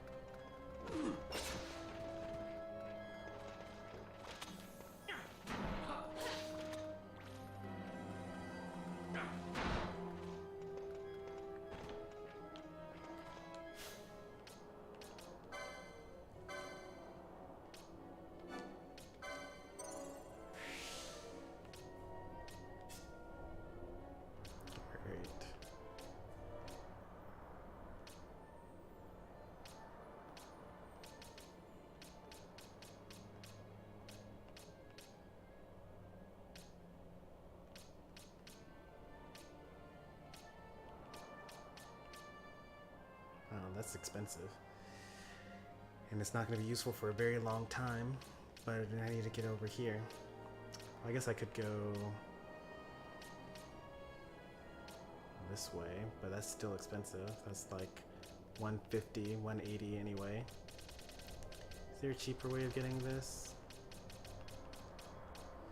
Yeah, that's all cheaper and better, because that's stuff that I'll actually use earlier.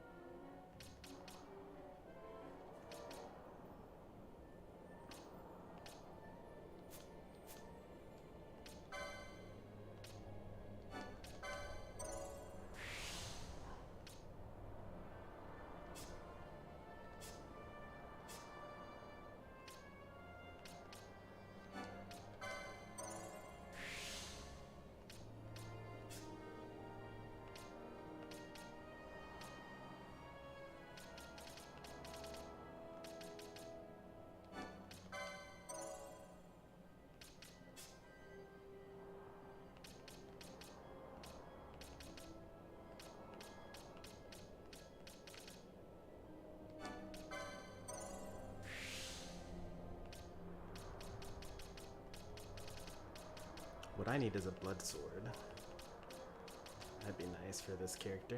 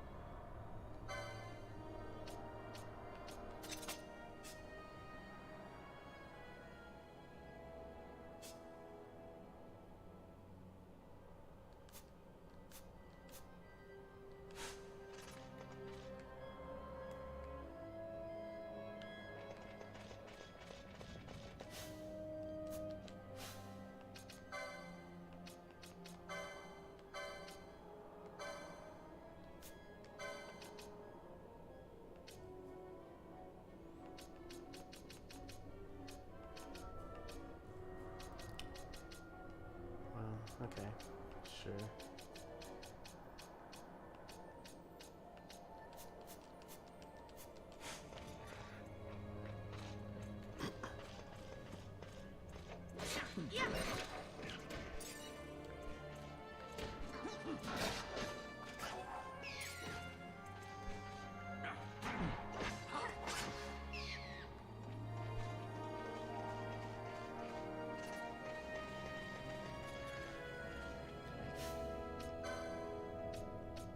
Oh, they're casting Libra on themselves. War Song. Which does nothing, apparently.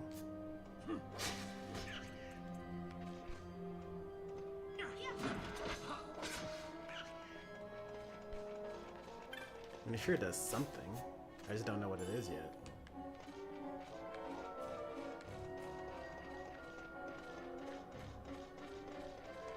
Ever played a Monster Hunter game? I have not ever played a Monster Hunter game. The type of gameplay doesn't look appealing to me, or it did not look appealing to me. Maybe it still doesn't actually, for the most part. But I will be checking out Monster Hunter Stories 2, because that looked interesting to me.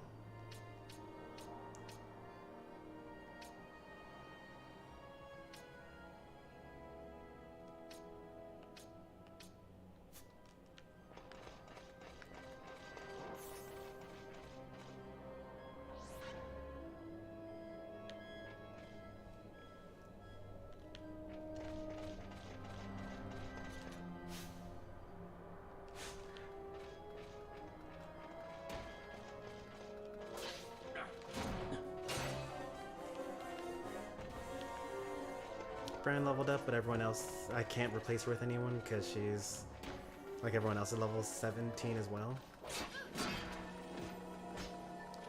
I mean, I could replace her because it doesn't really matter, but it doesn't matter too much who gets to level 18 first, I should say.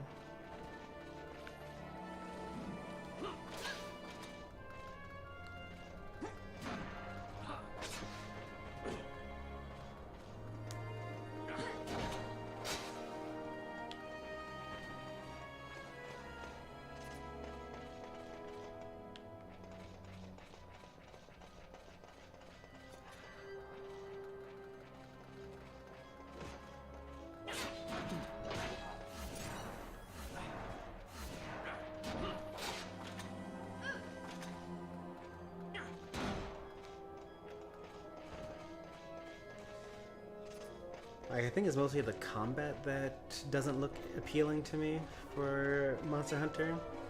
The grinding isn't that bad. Like, I've played MMOs and gachas and, like, you know, Disgaea, which is the ultimate grinding game. Like, that's the core mechanic of Disgaea. And I enjoyed all of that.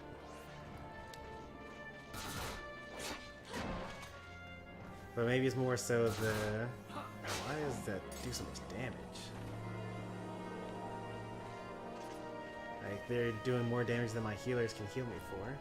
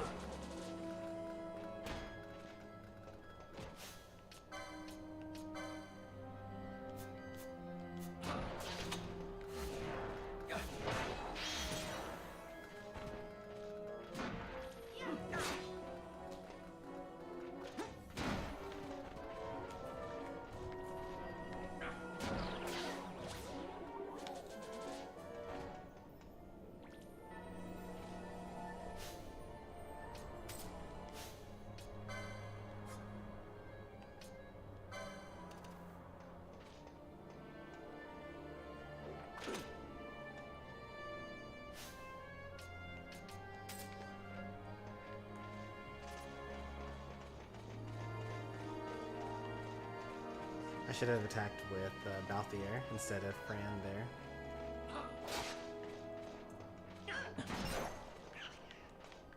Balthier would have done less damage.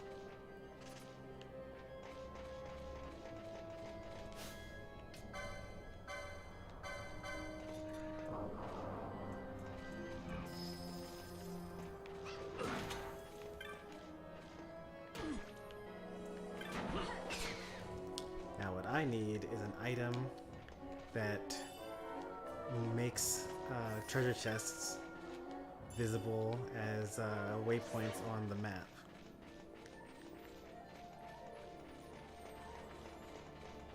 Now that'd be sick. Because I'm kind of just wandering aimlessly and hoping for a treasure chest. I'm not really hoping for a treasure chest. You usually generally just know one's going to be here. There's no way the developers went through all this effort of putting this area over here without there being a treasure chest. So there's basically always a treasure chest when you think there might be one.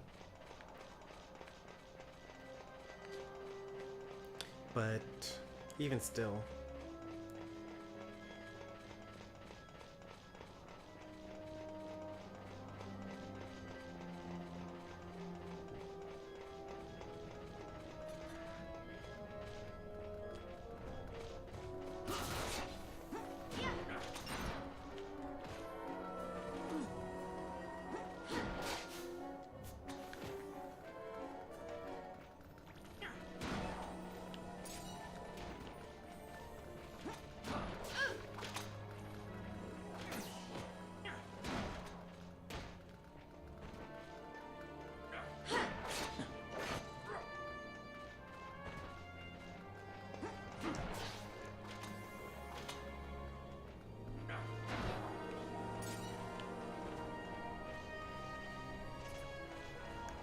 such a weird interface. Like, I can't see where I want to go from looking at this mini-map up here, right? It just tells me where I am, right? But I want to know where I'm going, so I'm looking at... Oops. So I'm looking at all this stuff to say, like, okay, well, I need to go around this circle and do all this stuff, right? But you can't see what enemies are anywhere on this map. So you're just kind of, like, looking... Like, alright, where's the enemies? The enemy's over here. Where is that relative to where I am? Okay, cool.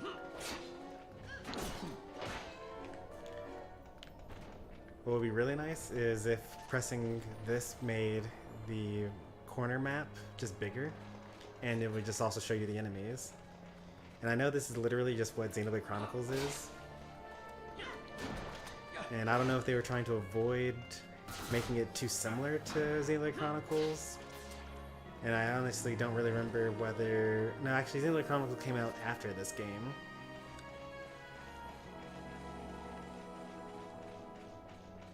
But, you know, this is the remaster. They could have done a little bit better on their map UI.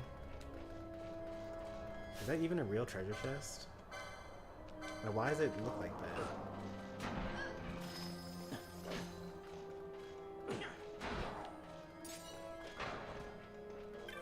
Looked like it was like kind of glowing.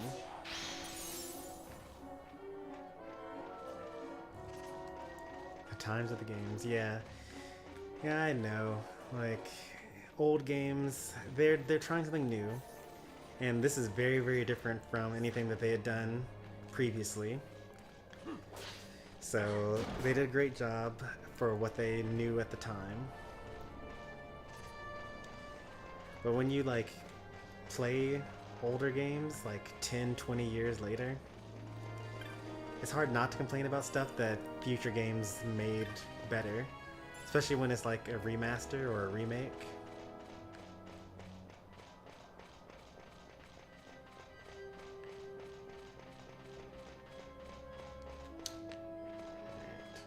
Actually not going in that direction.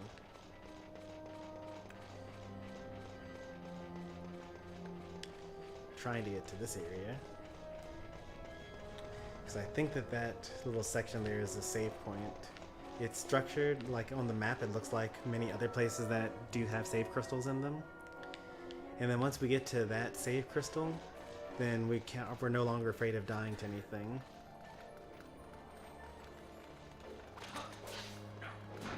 Like, we have so many resources, there's no way we're going to die anyway. But there have been a handful of places where like I could have explored a little bit more and just tried to run past high-leveled enemies, but I just didn't, because if you mess up, then basically the last 2 hours have just meant nothing. So Want to avoid that.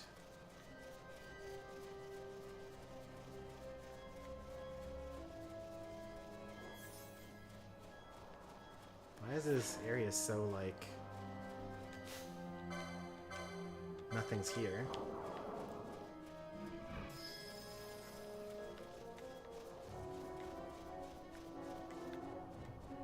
Alright. These are level 10s.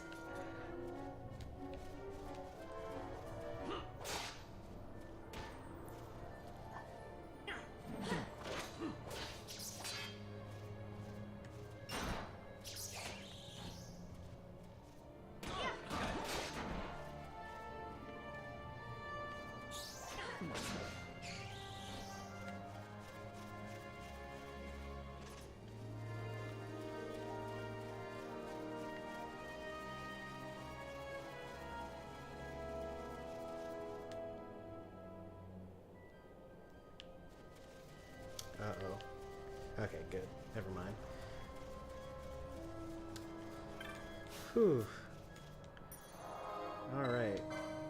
We are no longer afraid of anything. Because we've saved the past 2 hours worth of progress.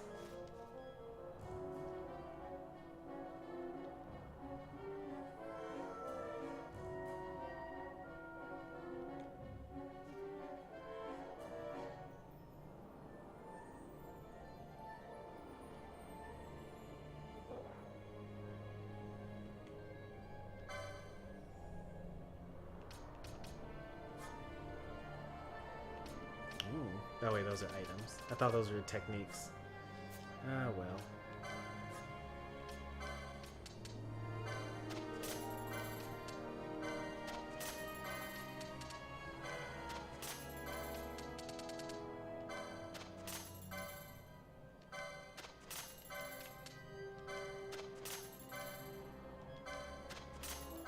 Alright, the first thing I want to do with my newfound courage is go see if using magic near those balls of energy cause them to become aggro and kill you.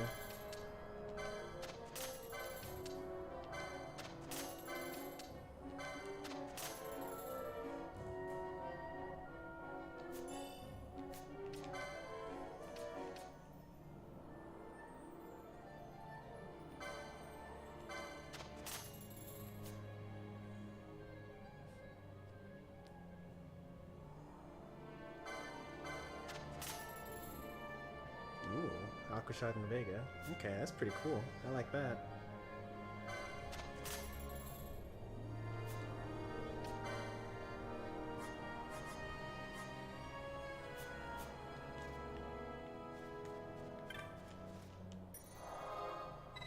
Thanks for the warning, Ryan. Don't want to make my video age restricted or anything like that. I guess first we could see what's over here.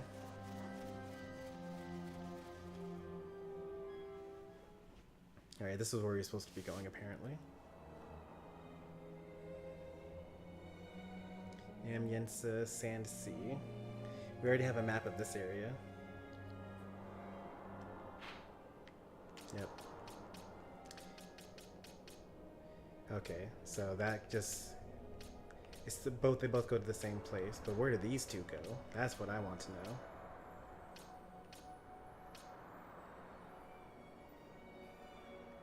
That's a secret area there. I can't get there normally.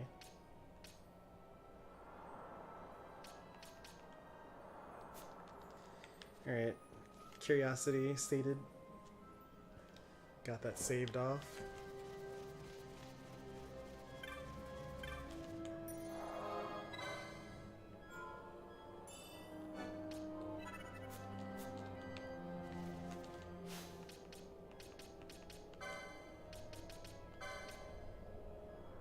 Guns 2, Cypress pole needs poles 2, guns 3.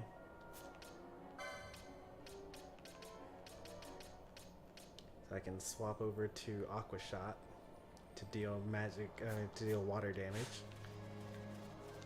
Wait, did I need something special for that though?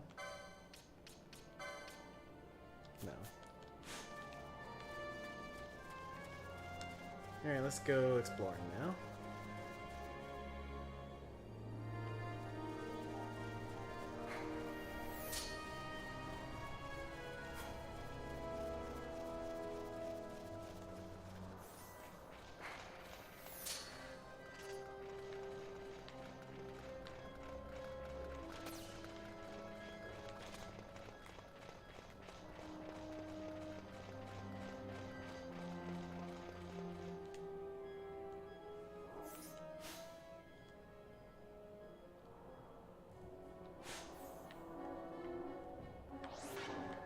Where did I last see one of those sun spheres?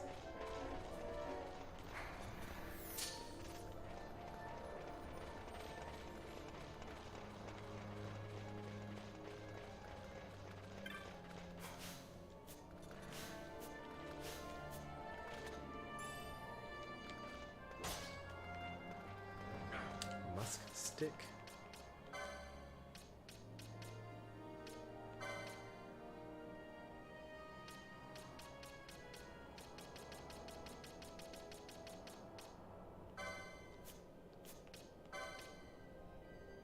Interesting.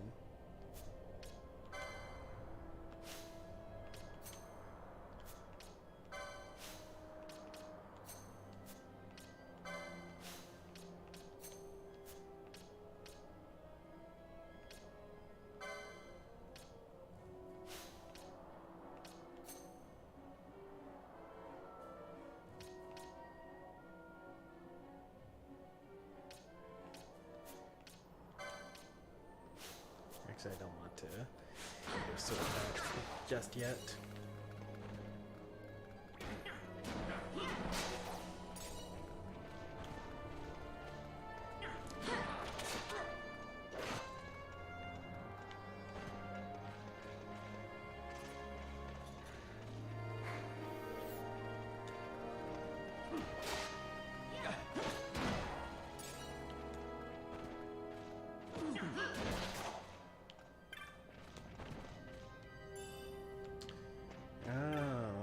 You're a treasure hunter viewer, formerly known as Vigilante Geek.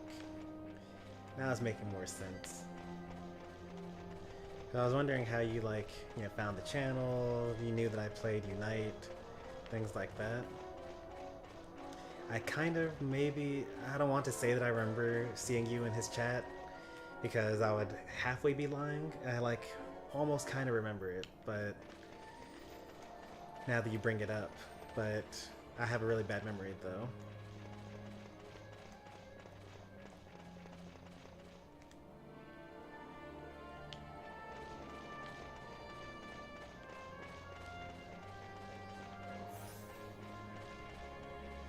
I think that this is where there's a giant sun sphere, right?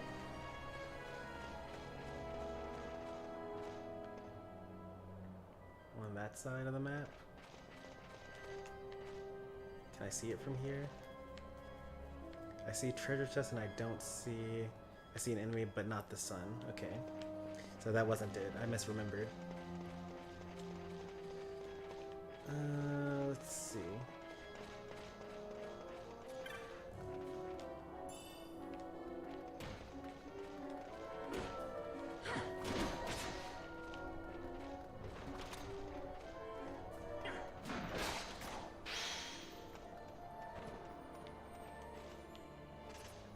Oh no, you thought this was triangle strategy looking at the thumbnail? The thumbnail says Final Fantasy XII the Zodiac Age though.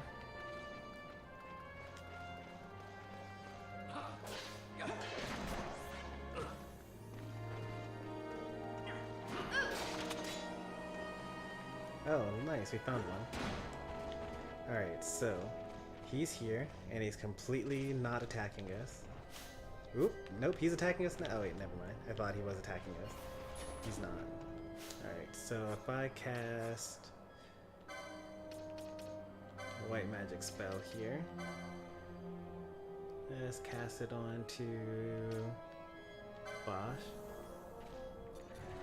Yep, here he is.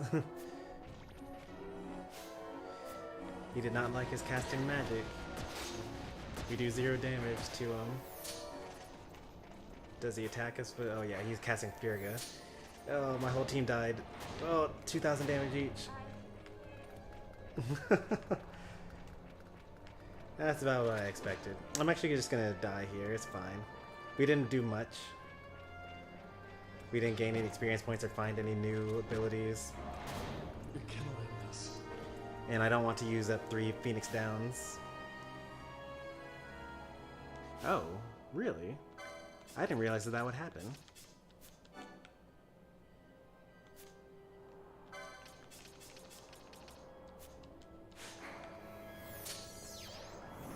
Darn it. We used a Phoenix down. Well, we're too far in now.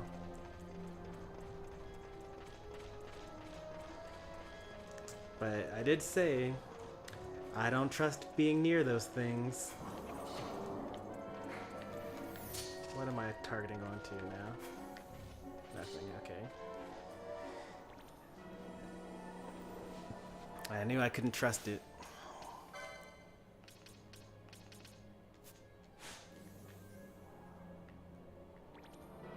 Oh, he's still following us.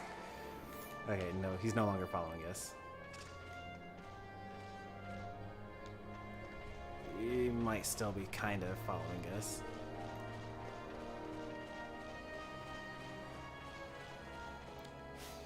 Alright,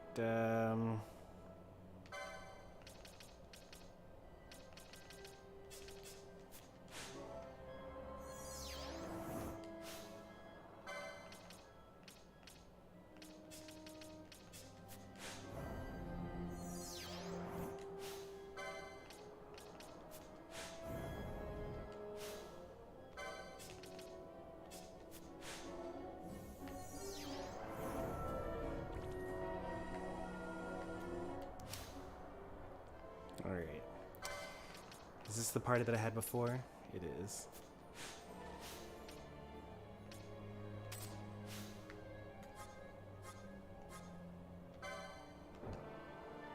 Oh, we're still silenced even though... Huh. Am I able to get rid of silence? I am, okay.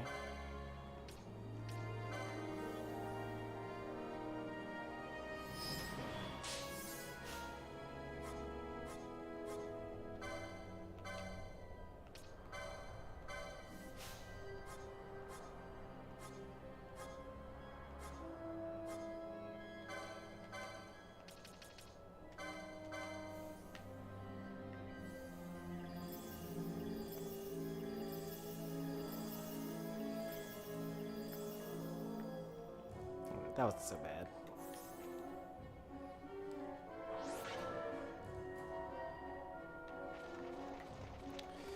Alright, so as I suspected, walking near those things, even though they're green and won't hurt you, you can't see the air quotes because I don't have a face cam. I have one, I don't turn it on.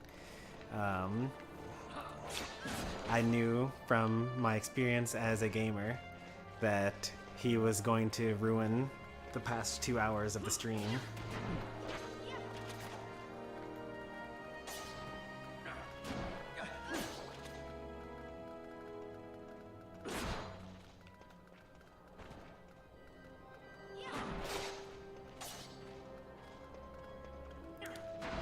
We do just enough damage as a group to make everything live on 1 HP. It's kind of unfortunate.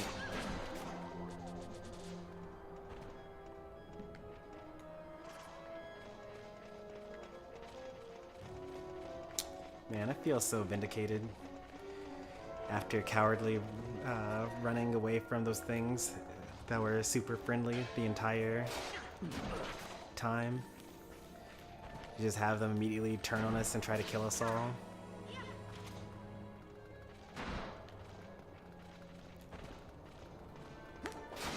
He kind of almost died. Well, at that point I was actually trying to die. But I didn't know that it would make me use my reserve units instead.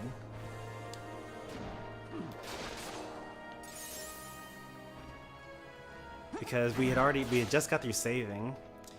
And so I was like, well, we already saved, so we don't need to actually live here. It's okay if we die, because if we go to the main menu, that's just okay. We've already saved. And it's either use 3 Phoenix Downs to bring everyone back, or what's it called? But what I should have done, because I actually don't need the Phoenix Downs anymore, I can actually probably change my gambits to not have that. Oh, right, I don't have Libra. That was a trap on the ground. Because I forgot that Balthier actually has Raise now. So we actually don't need to use any more Phoenix Downs to the rest of the game. Except for when my white mages all die.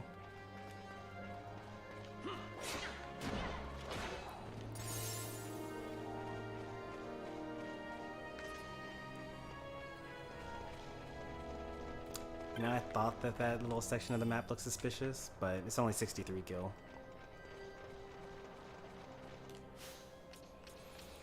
Let's actually fix this. Or let's actually fix this, I should say. I need to give Balthier more things here.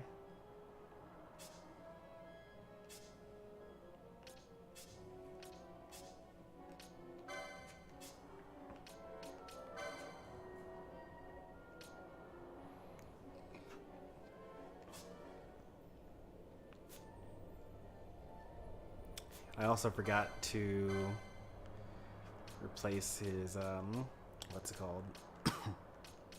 It's okay. He can have it for a little bit longer. He is the main character after all.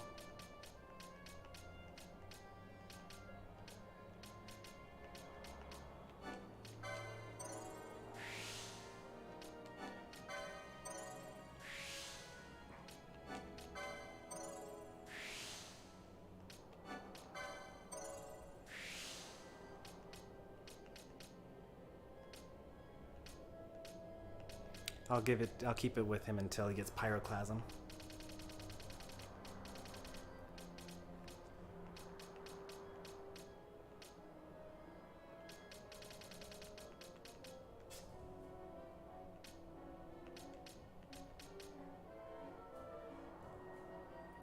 I need to give him a Gambit slot. I literally just got through telling myself that. Is there a more convenient Gambit slot for me to get somewhere around here?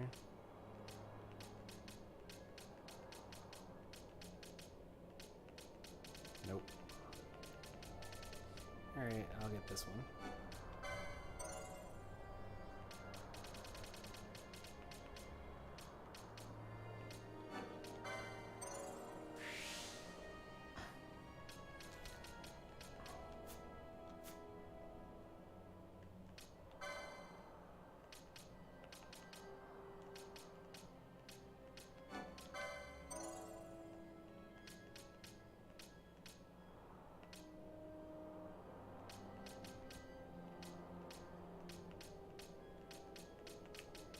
I think I'm out of good things to get Fran. I can work towards accessories 6.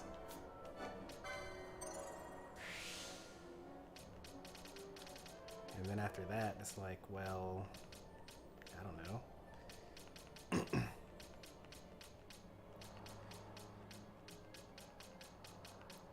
Get more armor. Get more accessories that I don't even own yet. Like, where's all the battle lore? Like, where's the damage up? Some magic lore. Bunch of stuff that I don't even own yet.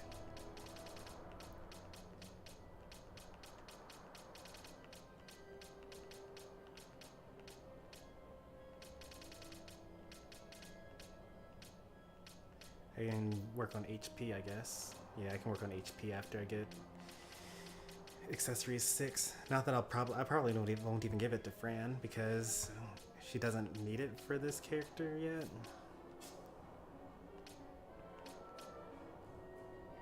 What was I about to do with Bosch? Do I have accessories 6 yet for him? Yeah, I do. Gambit slots. There's a whole lot of stuff over here that I don't actually have yet. Oh right, I remember now. Yeah. The worst version of Foe Breaker. where you get more armor followed by battle lore, more armor, more battle lore, more armor, more battle lore. And then eventually you get down to this area where it's a whole bunch of battle lore and swiftness. But you just waste so many grids on the way there. Fran has the most HP? Really? That surprises me. I would expect Ashe to have the most HP.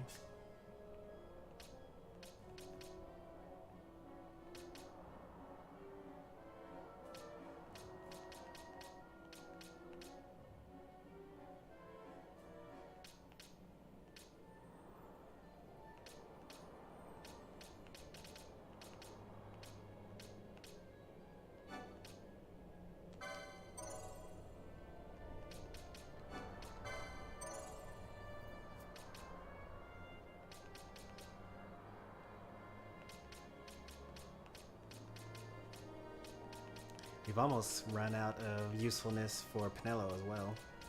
Oh wait, never mind. I forgot that I haven't even been getting these down here. Yeah, she still has plenty more growth to get. Some more magic lures. We need as many gambit slots as possible because she's a white mage.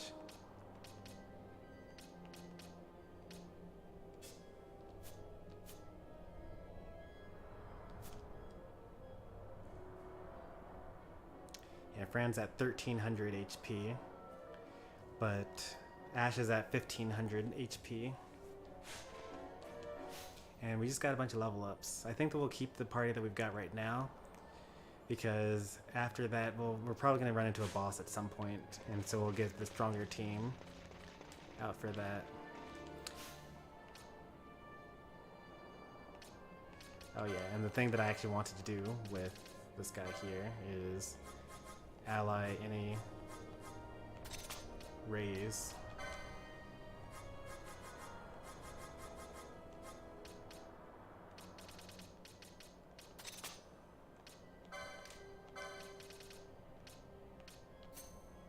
Self-preservation first, and then, you know, restore life to people that need it.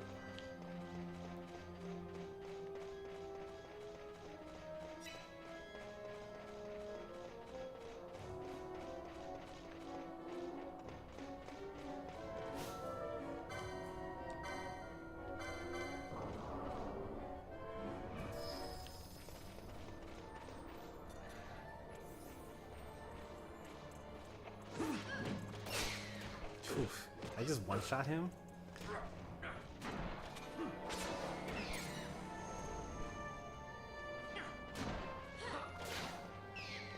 No, it wasn't a one-shot. I just hit him with 2 attacks at the same time.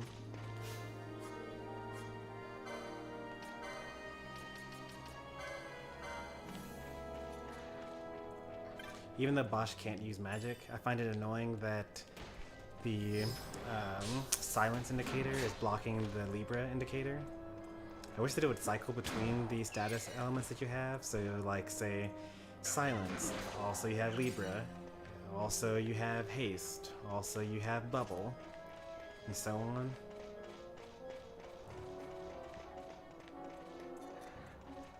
I promise I love this game, but you know, there are just a couple of small things that you get kind of used to as conveniences of having played later games. Because Final Fantasy XIII cycles over your status ailments. So they did figure it out, but you know, just not in time for this game to come out.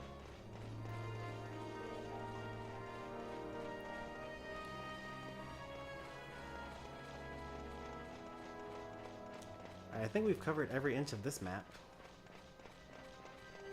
What are the types of games that you like? Well, first and foremost, I love RPGs, but I guess that's kind of too broad even at this point for me to say. I like traditional JRPGs. Yeah, I like old school turn-based stuff like Final Fantasies 1 through 6. or I guess 1 through 9 even, really.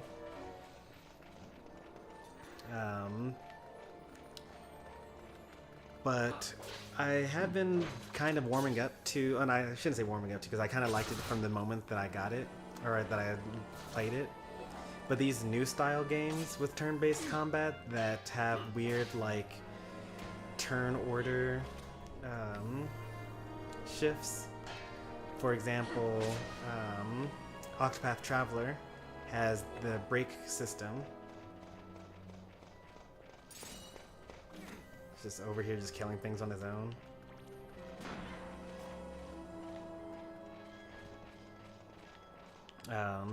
So Octopath Traveler has this really cool concept where you are able to see the next 2 turns in a row and what order they're going to be in. But you can use abilities such as Ensnaring Net, or by exploiting the enemy's weaknesses enough times, you can break them so they lose their turns for the next 2 turns, or for the current cycle of turns that you have available. So it ends up like being this really cool thing where you can basically leave the enemies up to 1 breakpoint left, so that on the next cycle you break them at the start of their turn, and then they lose 2 full turns. And it was very nice and strategic. Like Child of Light has something similar as well, where you can like use your ally to slow down the enemy's turn, so that you can have your own, if you need to heal or if you need to kill them before they get their turn. Final Fantasy X has, when you use stronger attacks, it moves your next turns later on, and you use weak attacks, it keeps your next turn sooner. So you can use things like quick hit, and delay hit.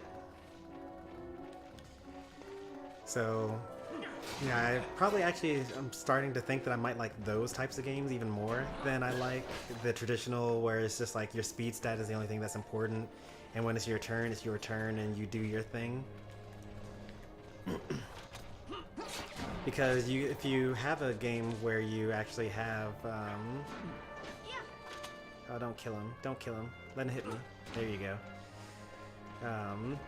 When you have a game where you're able to look at what all the turns are going to be, and you get to plan your next like 5 moves all at once, then you end up having more interest in combat, because eventually, for the older games, like 1 through 9, eventually you get to a point where your stats are such that you basically just mash A to just use attack every single turn, and that's just the best thing to do.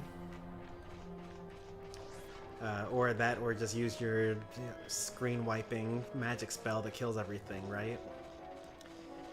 And so the combat in those games end up being like frantic and interesting and difficult early on, but they become stale once you're at a max level, unless you're fighting a super boss.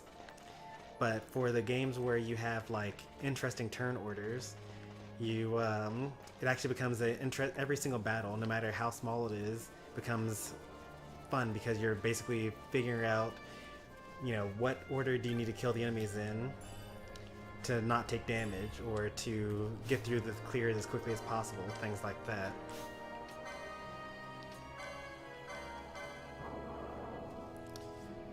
So number 1 probably would be this new style of everyone takes your 1 turn at a time, but you can actually manipulate the turn order. Turn number 2 probably would be your traditional turn-based ATB system. I've always liked strategy RPGs like Final Fantasy Tactics, or Tactics Ogre, Wargroove, things like that, Fire Emblem. But lately they've been making really, really good strategy RPGs, and like way better than, your average strategy RPG from before.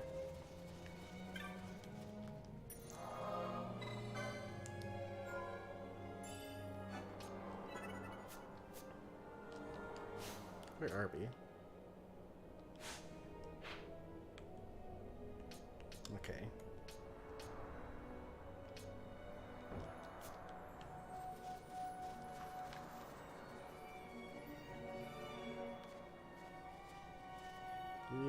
working with them? Oh, interesting. Yes, tell me more.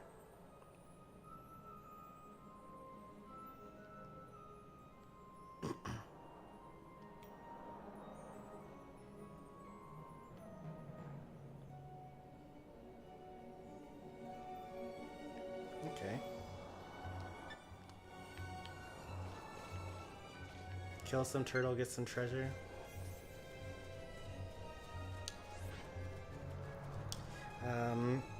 And then other types of games that I like. Mostly I like, I don't know what the word for it. I mean, I call them Muso games, but the Koei Tecmo, like, Warriors games, like Dynasty Warriors, Hyrule Warriors, Fire Emblem Warriors, the 1 versus 1000 gameplays. Some older, more obscure titles that I've played are like 99 Nights and Chaos Legion.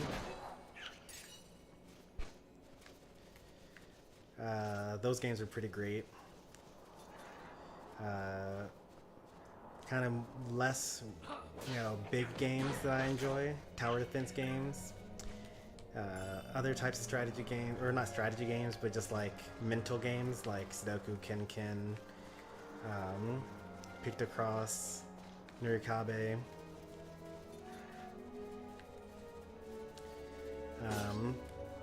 And then Metroidvanias probably are my favorite, probably top 3 styles. So like Metroid Fusion. I haven't played Hollow Knight, but I know that I would probably like it. All of the Game Boy Advance versions of Castlevania.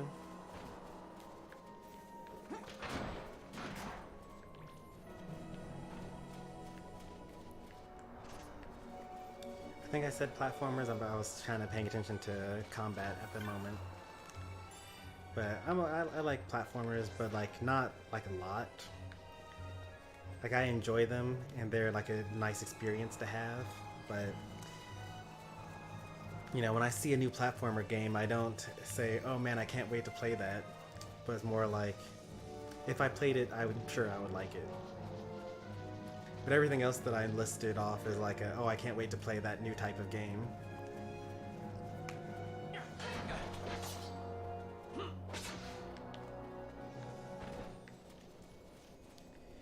And then I guess like a subcategory, just as a catch-all, I like competitive games, not necessarily because of the gameplay themselves. I just like the idea of playing a game forever and not being able to be done with it. So like Super Smash Brothers, Pokemon Unite, Rocket League. I haven't played Rocket League, but just like as an example of games where there's PvP, so you can basically always get better at it, and you'll always be able to find stronger opponents in it.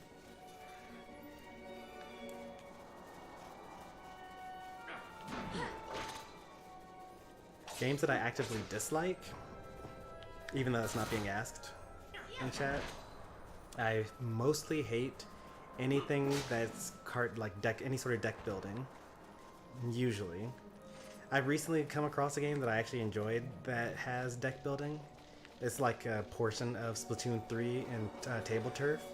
I actually really enjoyed the deck building in that, because there's 12 turns and only 15 cards in a deck, so you always basically you're only going to miss up to 3 things, and you can play it over and over again, so it's like you can mostly always do the exact same strategy.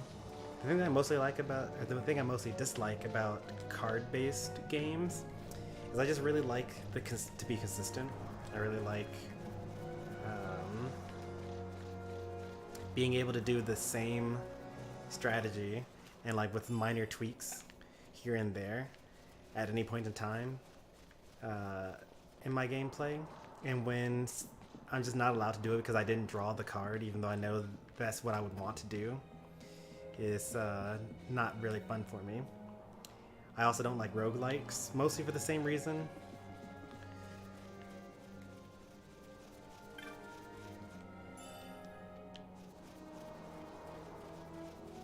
this is that turtle that they were talking about. I should probably get Ashe in here.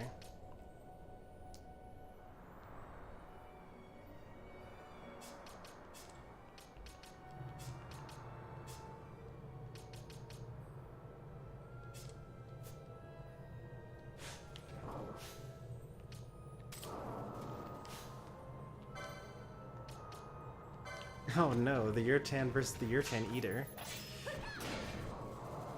That's awful that this guy even like named that.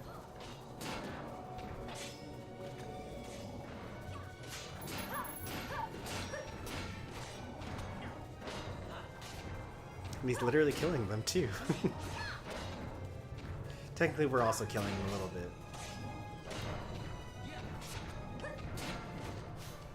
He hasn't even tried attacking us yet, which is really crazy. Like, he cares that much about killing the little guys. Do I want to kill him right now with this? No, he's like less than half HP. It'll be fine. 200 damage, that's nothing.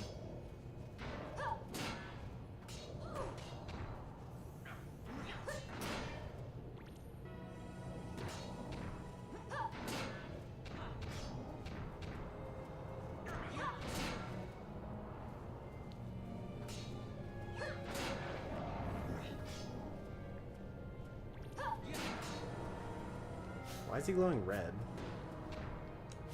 I don't like that he's glowing red. I'm gonna try to finish this off now.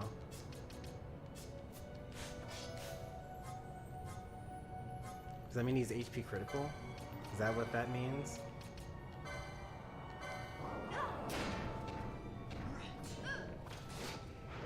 Oh, he's immune to getting poached. Okay, that's fine.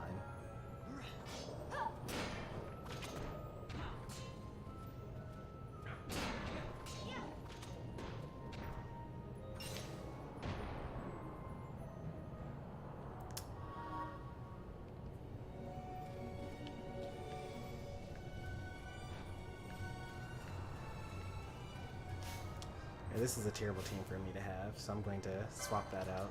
Brand's level 18, so I can change her up with something else. Let's see.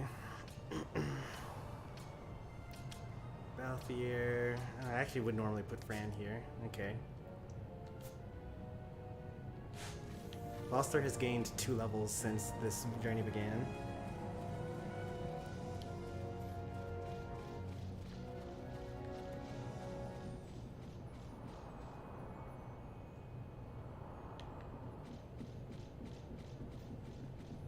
Sorry I couldn't save your brothers.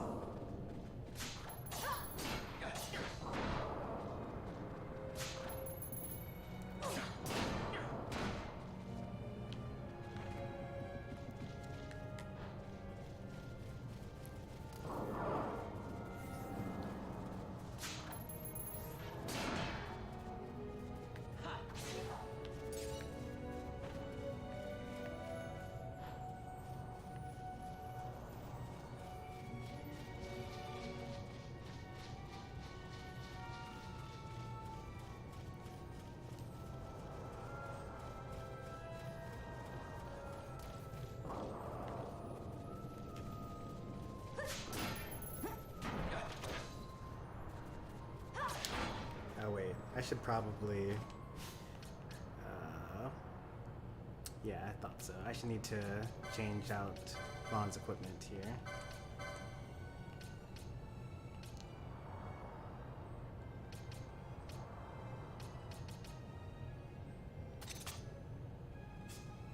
Who was I going to give this to afterwards?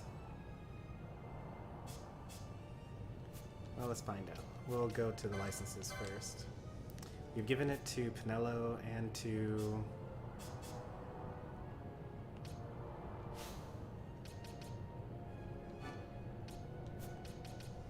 Actually, I think Pinello needs to learn Raise. I don't think she's learned Raise yet. Oh, she has. Okay. Let's give her another Gambit slot then.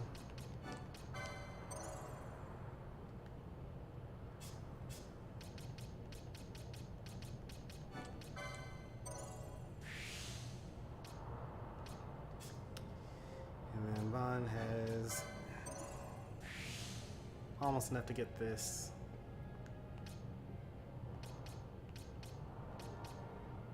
Have I given it about the area yet? I don't think I have.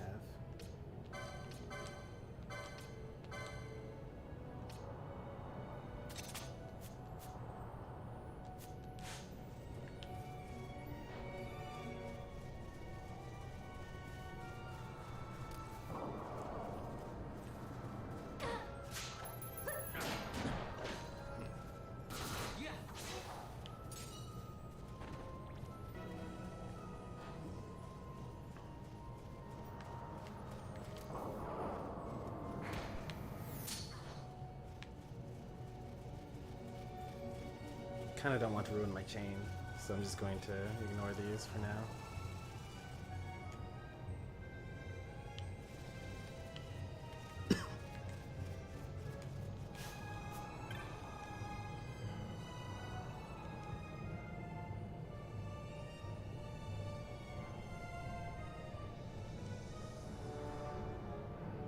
Work against the Sensei.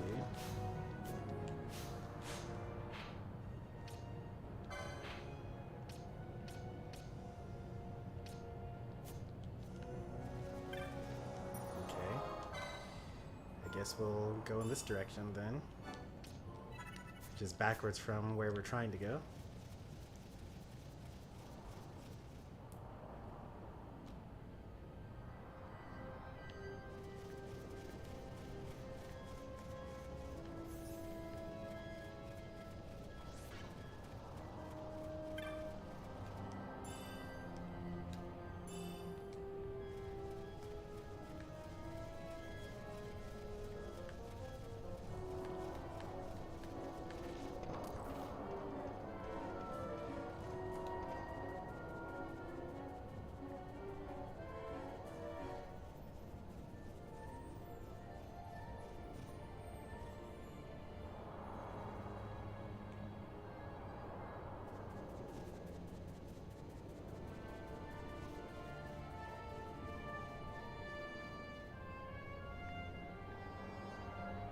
That was interesting.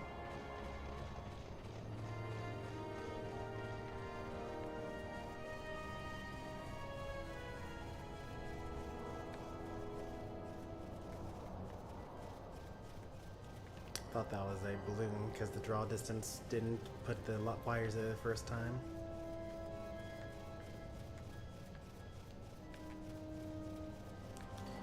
I wonder if this treasure is going to be worth it.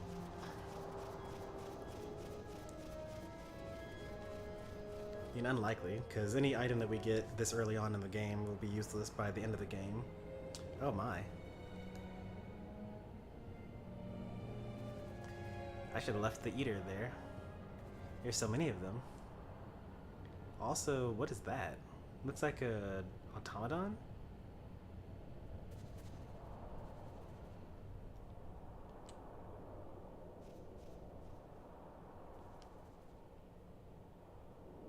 Or an alien.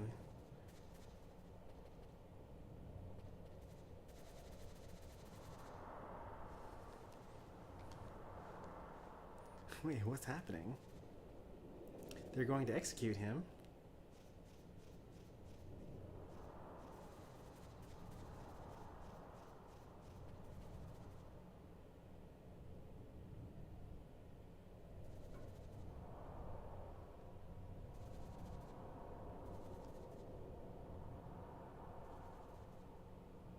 Queen of the Irritan. Oh, right, I see. They were going to execute. Okay, so that's the Irritan Queen, and this is the guy that was talking to the Moogle and told us about the turtle.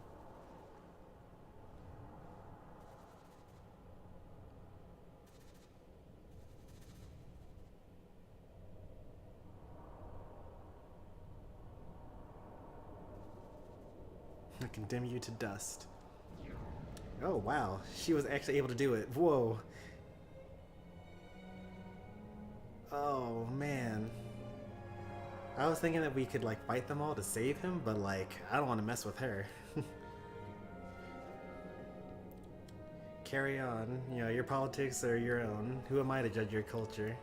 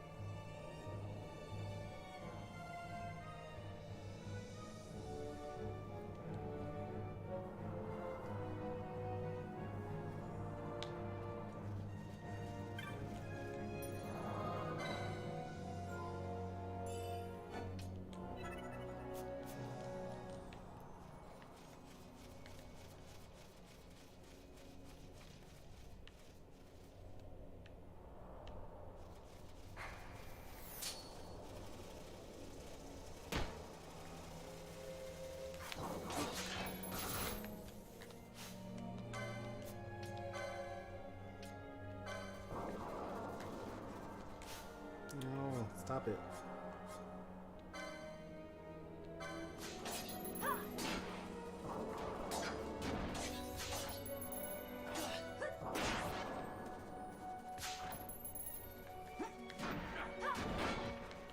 Oh, wait. Our chain reset somehow. We didn't kill anything that would have reset our chain, though. That's the reason why I was saving the little tomato guys.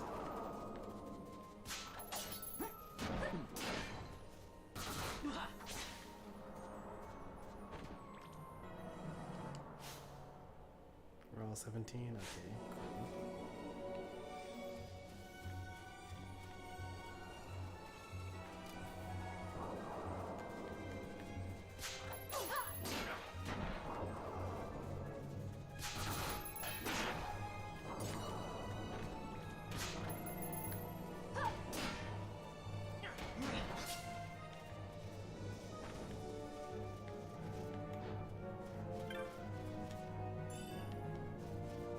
I really can't believe that they killed that guy. I really should have left that turtle to kill them all.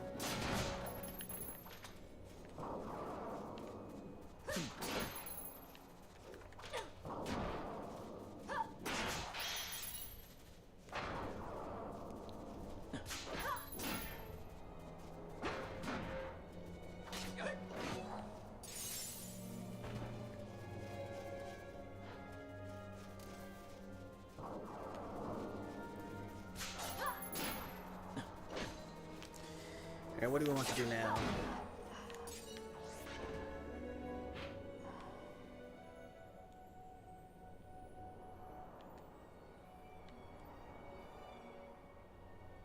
What could even be over there? Like, what could we possibly get over there? Like, this is as far south as this we're able to get over here.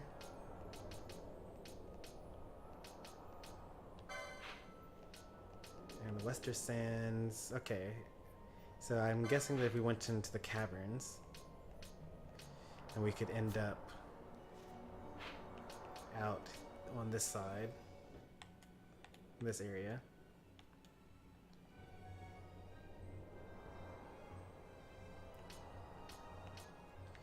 And is there anything interesting here? Let's go to this area.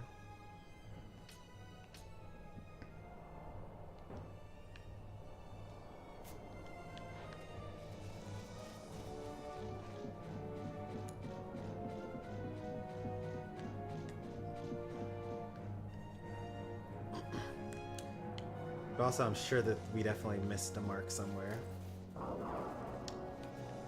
Like, I thought that we'd be going to find a new town soon, and there'd be a notice board there. We probably have to go back to Reminiscent to get the marks. It's gonna be a 6-hour stream. I'm really trying for it not to be. I actually just recently looked at the clock and saw that it was 3:30, and I was like, man, I really wanted to catch Bang XO's Pokemon Unite stream because he goes from like 2 until 4.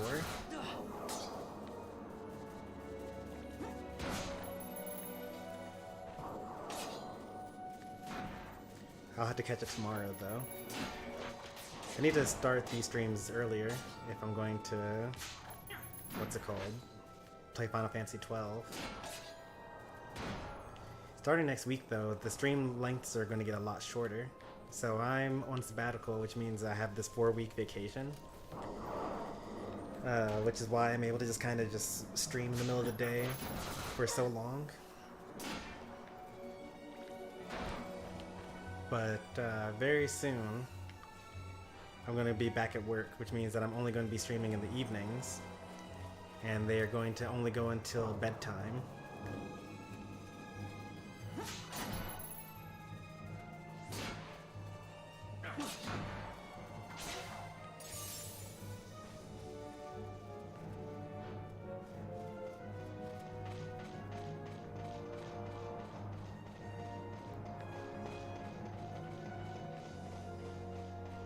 What is bedtime for you?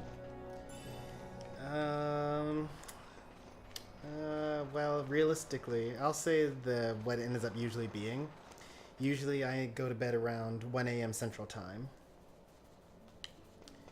So that is 10 hours from what it is right now for you. I don't actually know how old you are, whether you're able to convert time zones and whatnot, but it's 8 hours, or 10 hours from now usually. Even though it really should be like 9 hours from now, I really should be going to bed at like 11 so that I can get up for work and whatnot. So you're in California. So yeah, so it's right now it's like 1 in the afternoon for you. So it's like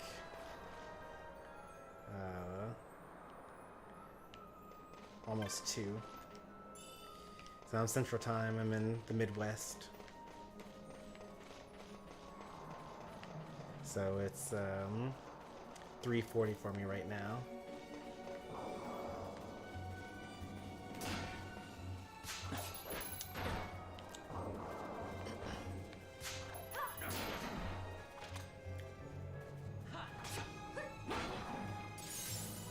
Yep, 2 hours.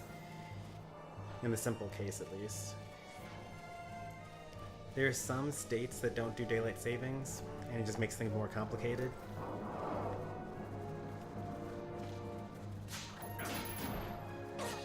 Can I learn Tri Attack? Like, it seems like a pretty useful ability. Deal lots of damage, and then also slow the enemy.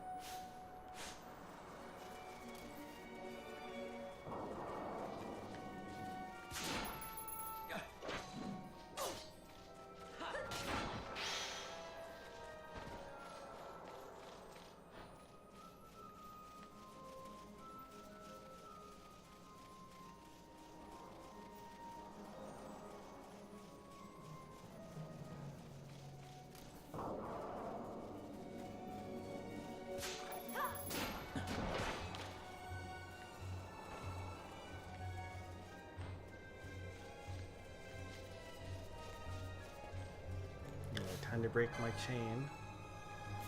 Roll 14s.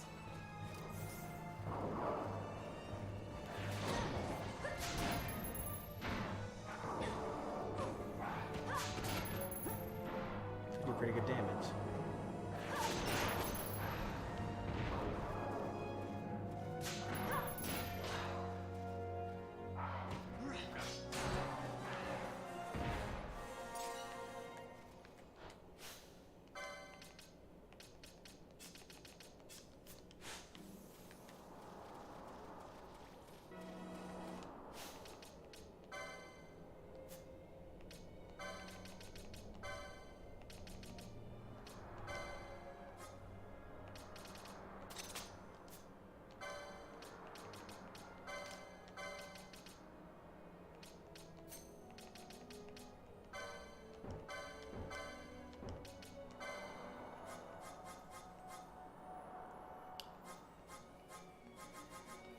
Probably learn Poisoner.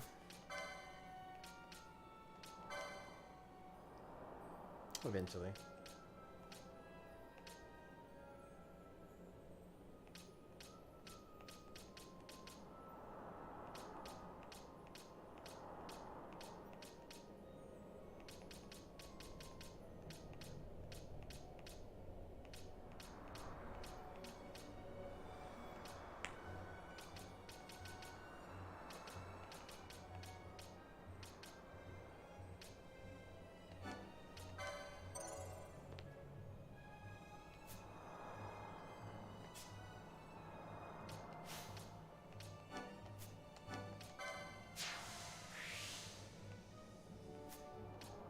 What happens now that I have all 3 missed abilities? What is this thing now? There's a 4th one somewhere.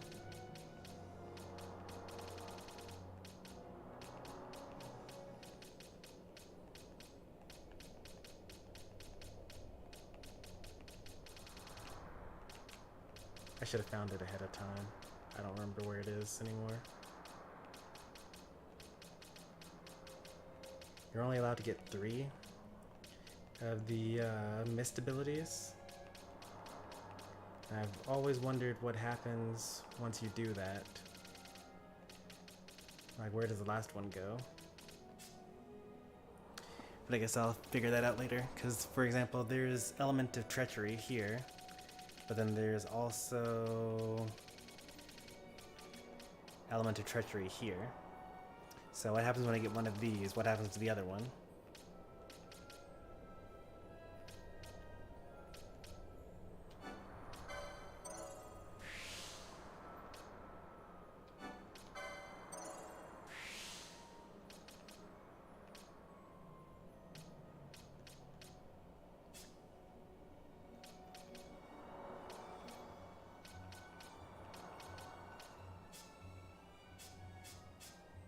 It evolves.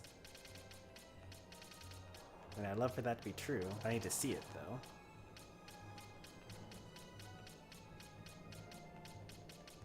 And like Vaan has this weird Gambit license board where it doesn't really, like, make sense for there to be a 4th one. Like, you see how it's like these little corners in here? I guess it would be over here somewhere, right? Like for White Mage, it's this one, and this one, and this one, and also this one.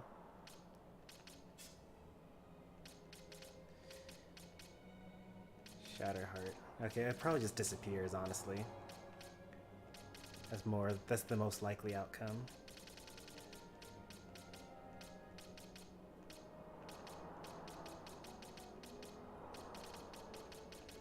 This is Shatterheart, and this is Shatterheart.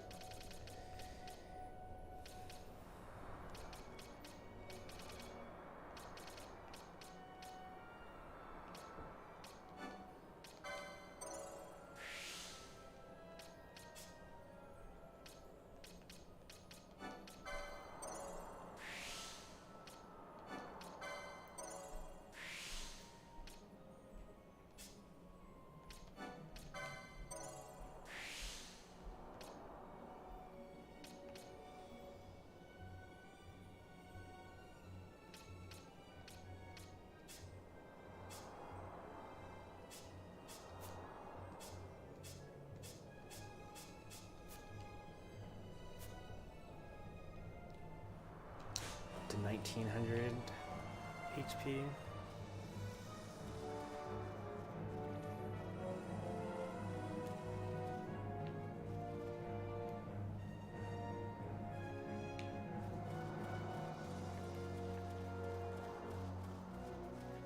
I have so much HP that if I were to use Infuse right now, it wouldn't give me all the HP back that I need.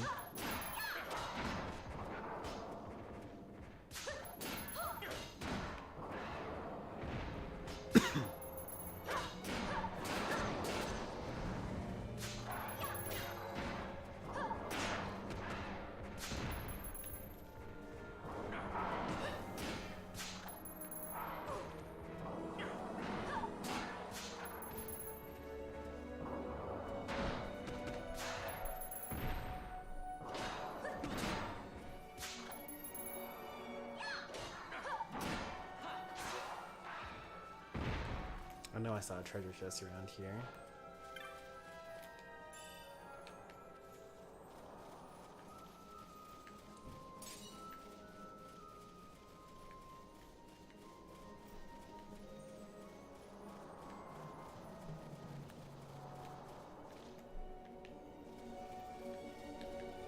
Actually, I want to go this way first.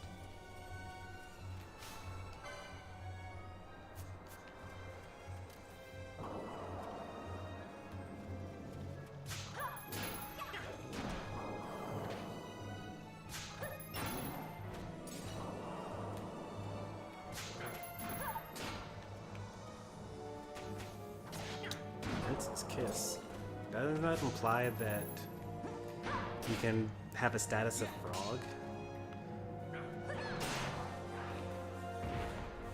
Oh man, I hate it when Ashe is off on the bench.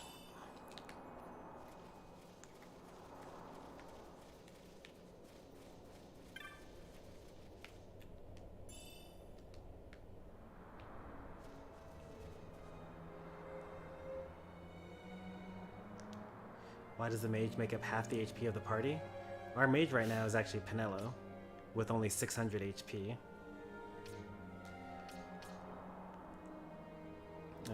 Ashe is actually not a white mage, even though she has the outfit of a white mage.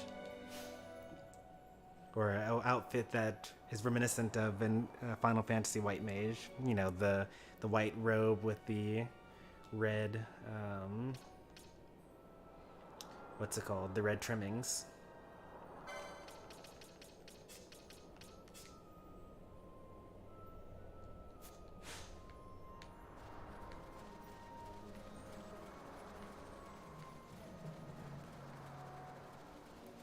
Ashe is a foe breaker, which is kind of like a berserker. It's not actually anywhere anything close to a berserker, but there aren't like the classes in this game are kind of weird. But it's like the closest to a berserker. She uses axes and hammers, wears heavy armor, and deals variable damage.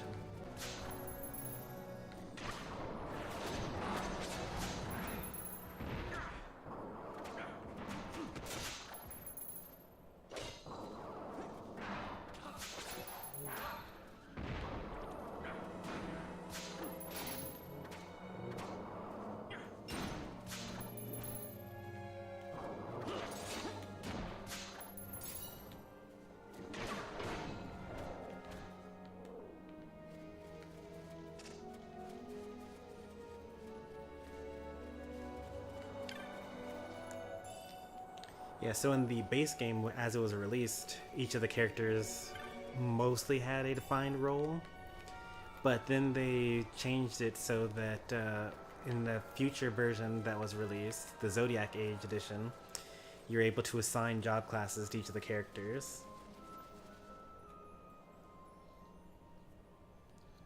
Back in the cavern? Thought so. And these enemies are level 16.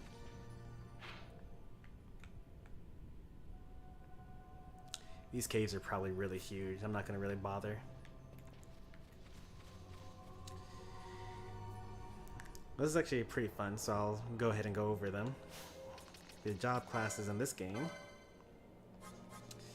So Shikari is kind of like mostly a thief, I guess. A thief slash ninja. Bushi are they use katanas, and they what's their deal? So yeah, Bushi are weird, right? So the Bushi use mystical armor, so they use mage armor, and they have things that increase their magic attack, but they don't actually have any magic. So they do physical damage, but all their stats go towards magic increasing. Which is pretty weird, right? Well, these are all the physical boosts there, right? But then where am I trying to show all this? Oh yeah, the magic lore. All this magic lore that you get up here with the HP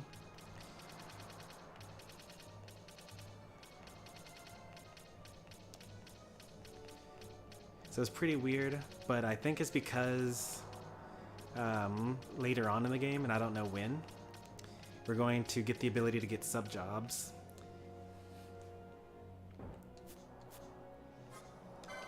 Black Mage, you know the deal for this. They use all the spells for damage.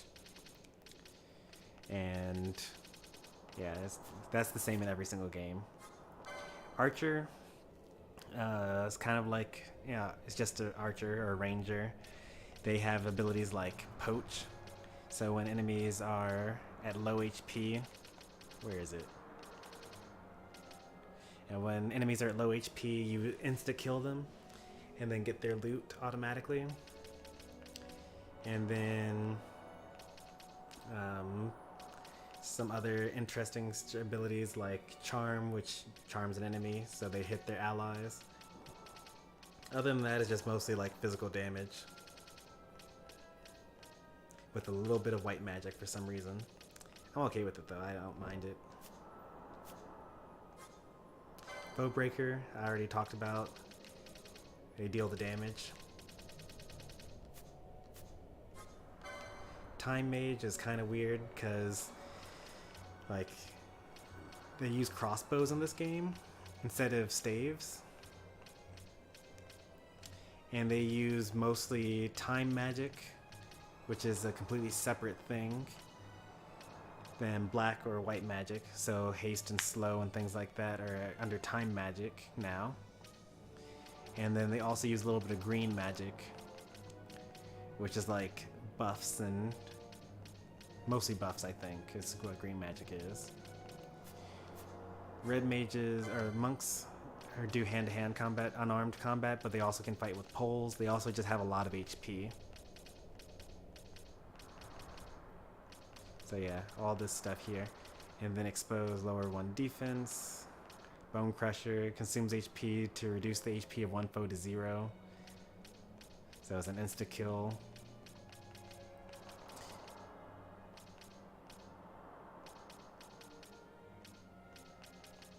Yeah. Monks, you know, they're pretty basic as well. Can't go wrong with them. Knights, very boring. They have heavy armor, swords. Nothing special here.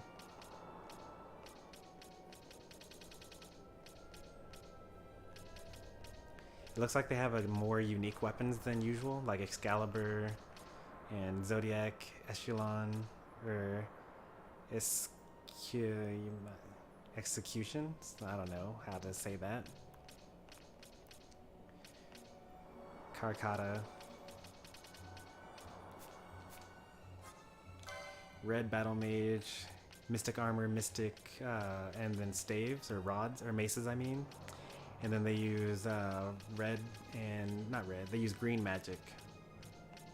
Green and white and black. Oh, with a little bit of arcane magic as well. That's a weird new style.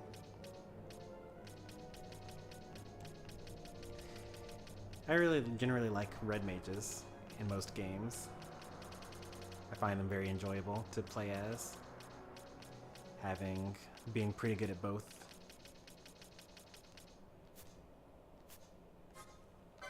Machinists, they use guns.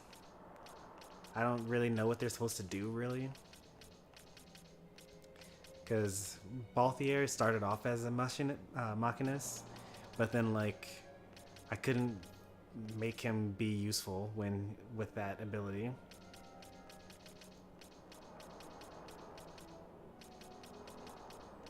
There's just like too many utility abilities, I feel like.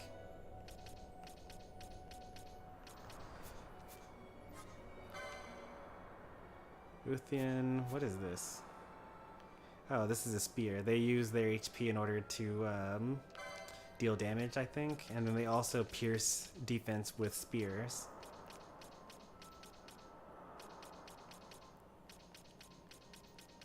The Lancer, or Dragoon.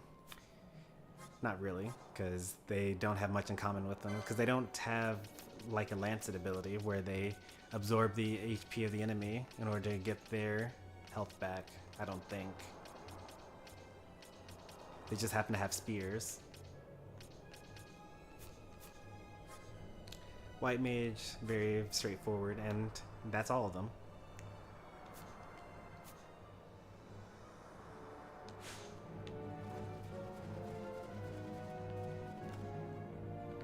Let's see. Alright. Where are we going now?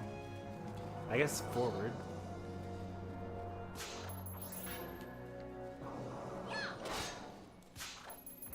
Let's at least get to the tomb, and then maybe call it a stream.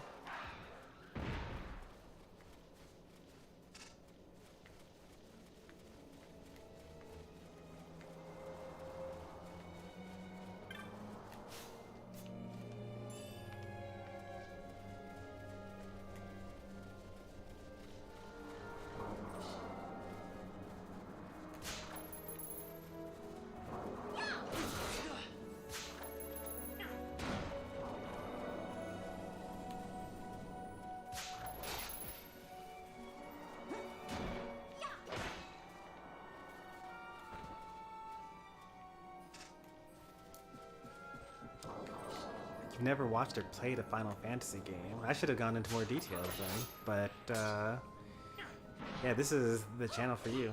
We actually have gone through Final Fantasies 10, 9, 8, and this is 12 here. We're going to do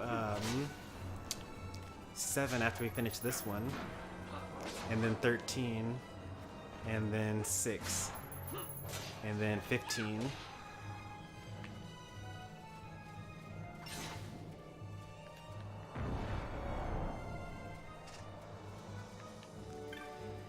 I'm gonna play as many as I can.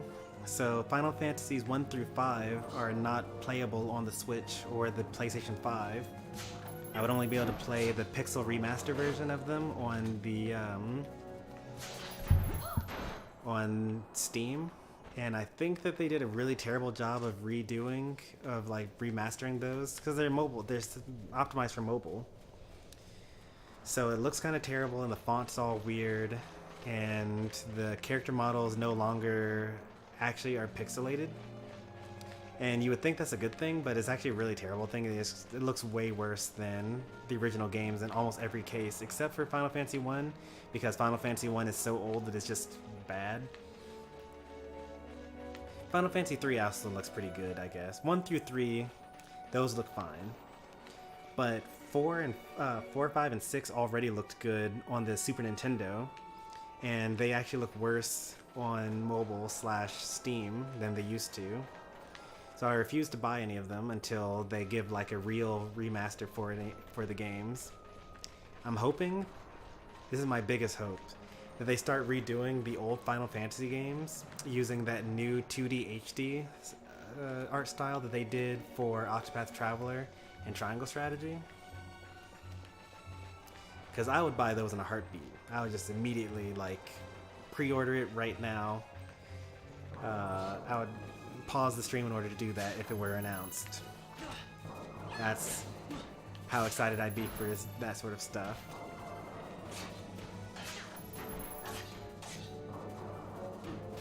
Hey there, Schneidhog.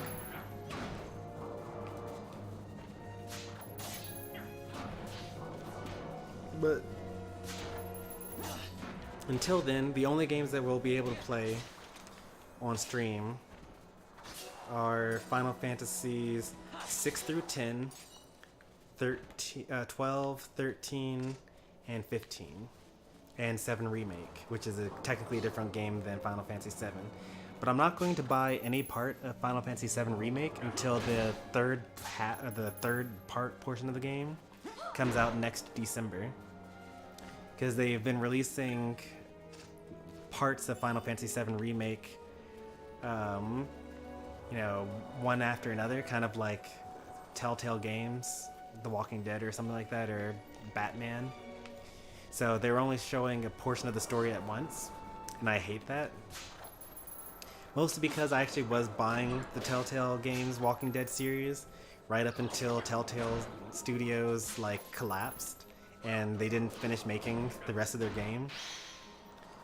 And then they eventually took no pay and then just finished the game on their own time. But even still, that's just a weird thing for me.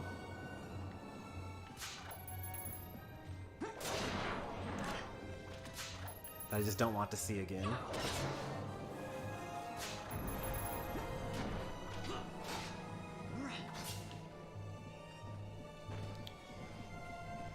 So, things that I didn't mention, Final Fantasy XI and Final Fantasy XIV, those are MMOs.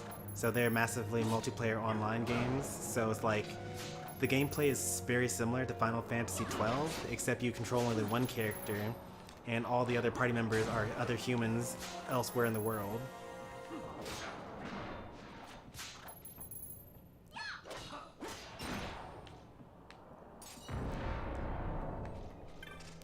And I'll probably play those when I get my next computer.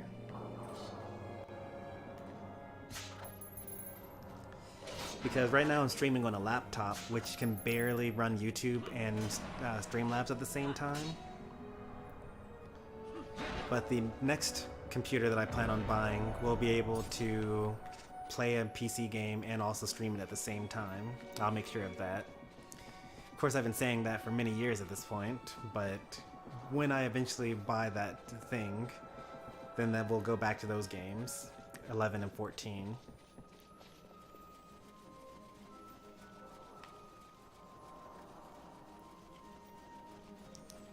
And I don't know if you're actually in the Discord server, but I actually do list all of the games that I plan on streaming at one point or another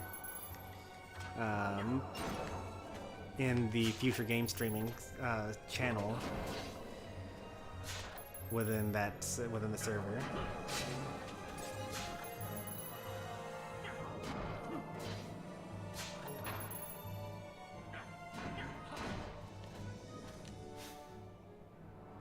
Everyone's 18 now. Hurry up and stream the games, man. That's the problem with being an RPG streamer. Like, you pick up a game, and it takes like 6 months to beat it. We're still playing Triangle Strategy. We started that game in March, and for a long time it was the only thing we were streaming. And we're still not done.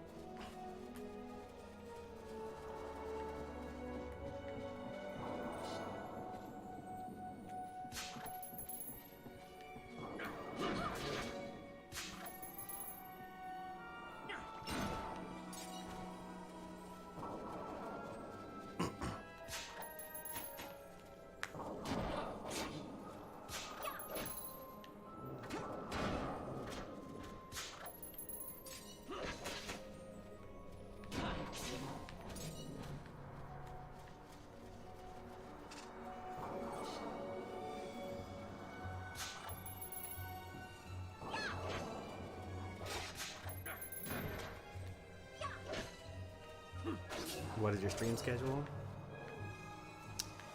When I'm working, the stream schedule is posted on my community tab, but it's only like by day. It's not per hour, because like I'm a salaried programmer, like computer software developer, and we work like weird hours. So like I get in super late, and then I stay super late, and then I come home, and then my wife wants to spend time with me, and we got TV shows to watch, you know, daily Unite missions, things like that. And maybe I don't get around to playing or streaming at all on a given day. That being said, the day that what I play on each day is pretty set in stone.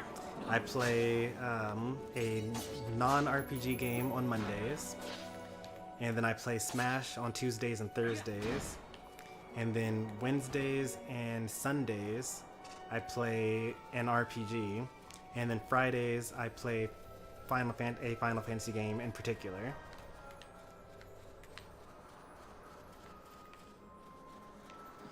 So Wednesdays and Sundays I might be playing Final Fantasy.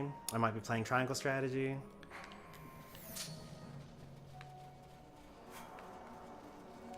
That's enough traps to just kill the whole team, by the way. 4 traps in a row. It's like nothing to sneeze at.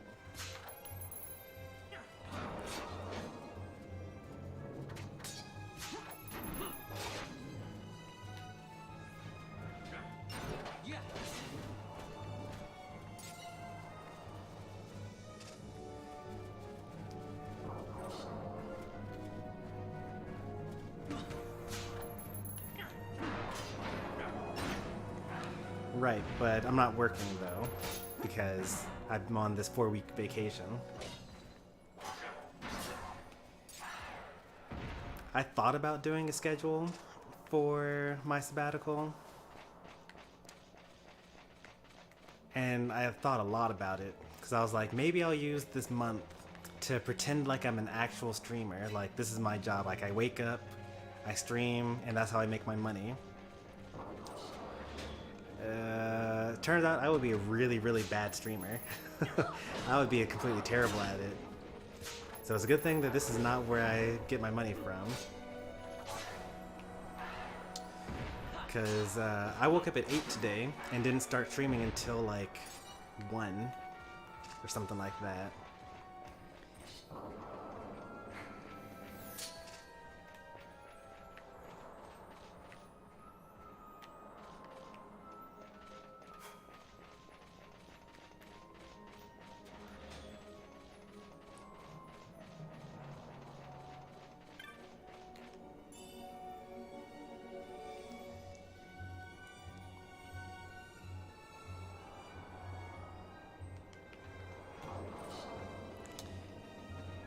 That's probably true. It did take like a little bit of practice to get used to commentary while gaming.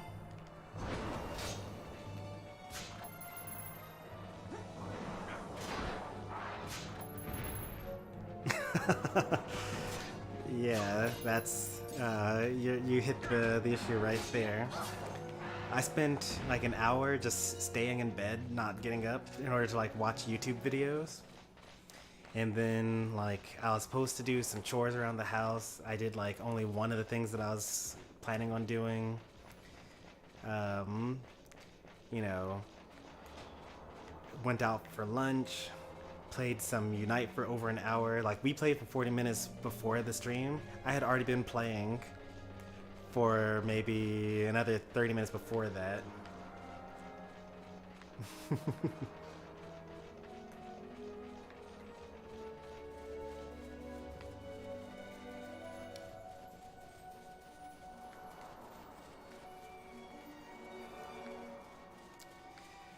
I still have this evening. That's what I'm banking on. I'm gonna do the chores that I was supposed to do after Final Fantasy XII and before tonight's Splatoon stream.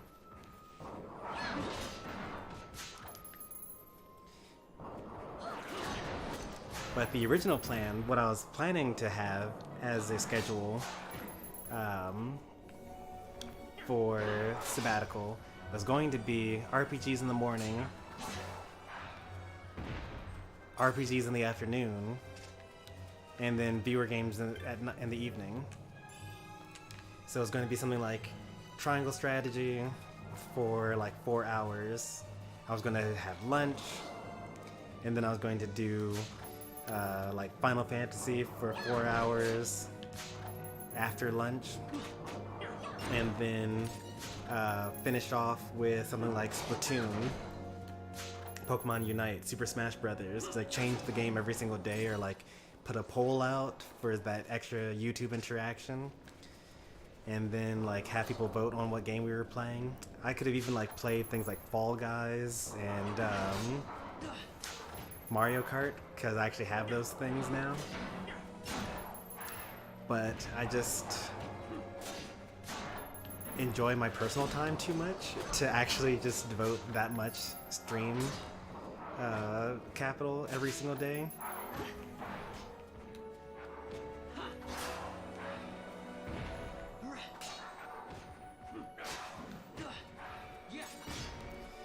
And like I spend so many hours just like playing video games off stream. Not so many hours, but I play at least an hour off stream of some game or the other. Like I'll do table turf in Splatoon 3 for like 2 hours, and I'll do my Unite daily missions every day, and that takes like an hour and a half to 2 hours, depending on how many quests there are. And then I'll like play Pictocross on the Super Nintendo, or I'll, you know, go through Phantasy Star 4 on the Sega Genesis. Oh, finally a wyvern. Come here. And don't run away this time.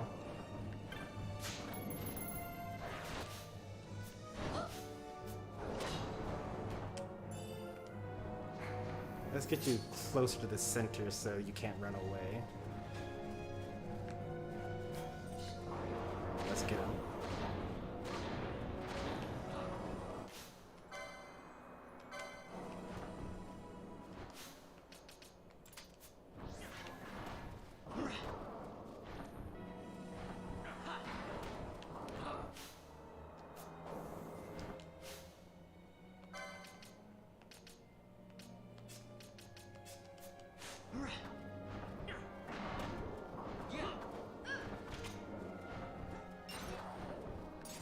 Finally.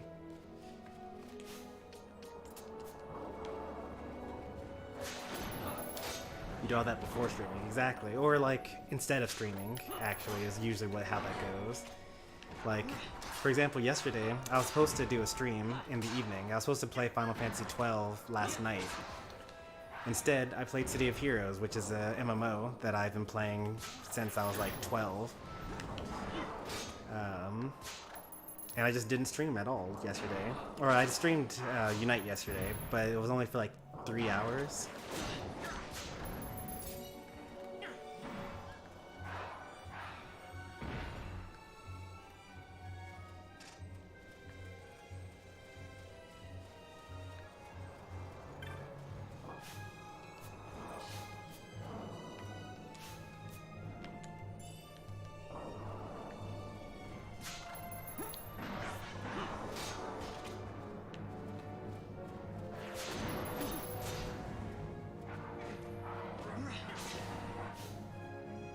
Actually kind of hurt right now.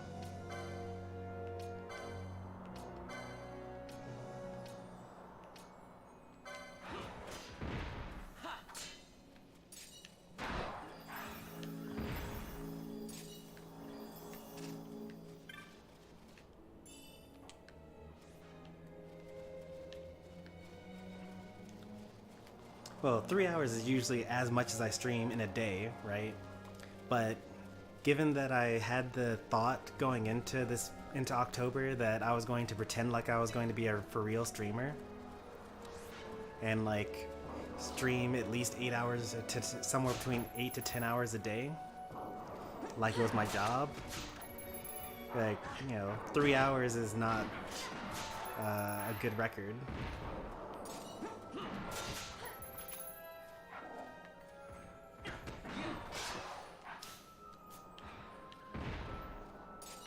I need to have a white mage in my party. Fran's back on the bench.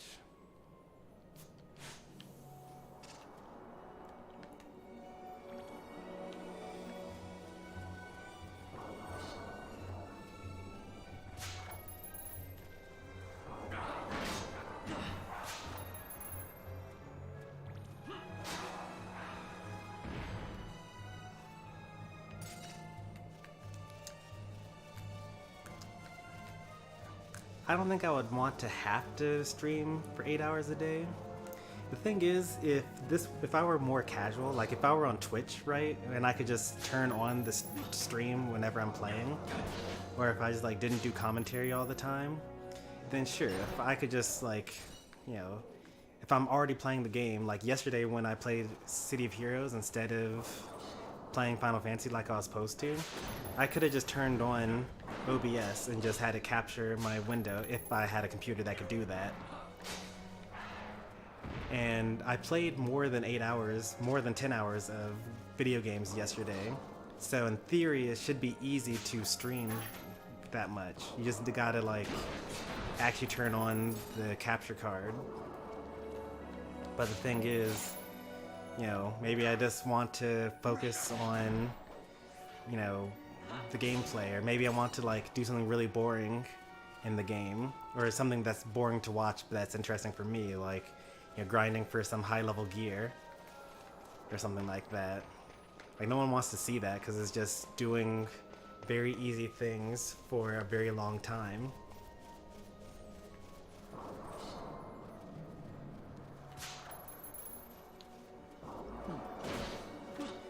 Or like, you know, when I do my Unite dailies, you know, I would just, turn on the stream and then do 6 CPU matches and then end the stream. That's kind of a weird stream, right? And I'm sure that my viewers would love it because, you know, they just enjoy the interaction and they get to play random characters and they might enjoy it, but I don't think I would enjoy producing it. Like, it's not necessarily, like, I think I care too much, which is a good thing, for me at least. I care too much about the quality of the stuff that I actually produce. So, like, I'm not going to, for example, get bored of a game and then just, while I'm still streaming, swap to some other game. Like, because this game is titled Final Fantasy XII Story Session 7. Like, I'm going to play the game and I'm going to get some story progress, as opposed to something else. Like if I were doing a side quest session, I would make sure to completely avoid any story progression.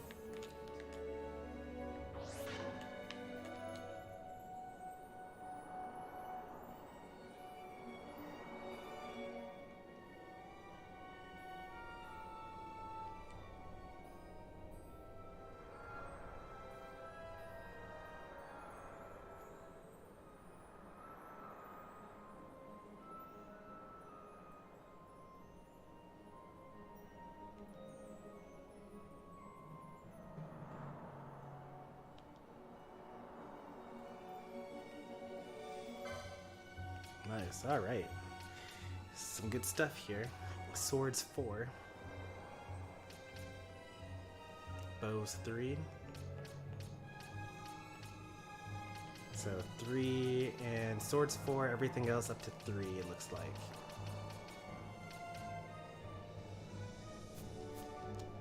Let's see what we got.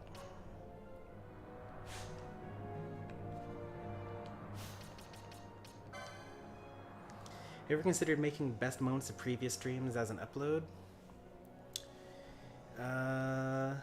Yeah, I have. YouTube used to have this really fleshed out video editor where you could like trim things and cut things out and whatnot and then upload the remaining thing as its own video. And if I were like actually thinking of making this a career, I would have to basically do stuff like that in order to double up on content. Like, a lot of this stream has just been wandering about, but, you know, some of it has been interesting, like fighting the giant turtle, like fighting that giant skeleton and getting the mist combo on him, talking about types of games that I like and dislike. You know, stuff like that is just content, you know?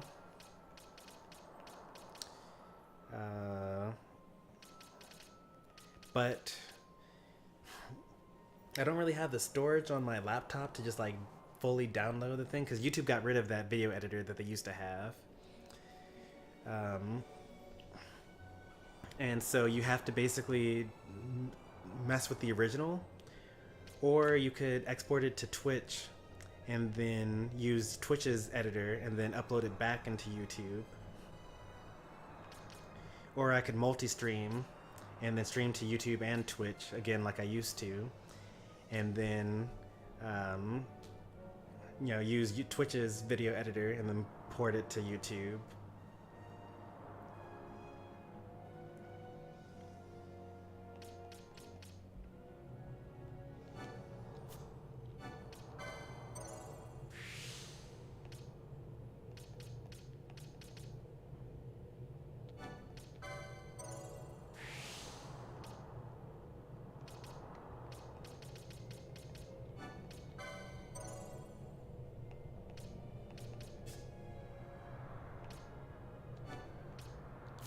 about this so much. Oh well.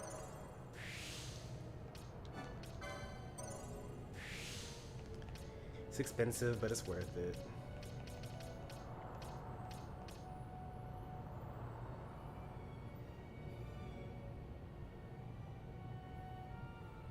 I've heard you mention this as your main job a bit in the last 30 minutes. You considering doing this as your main source of income? Not at all. I haven't considered it like ever. But because I had a month to be at home, I was like, you know, let's see what it would actually be like. Turns out it would be terrible. Or at least I would be terrible at it. It actually would be like very fun and enjoyable, but I don't think that I have the self-dedication to actually reasonably do this.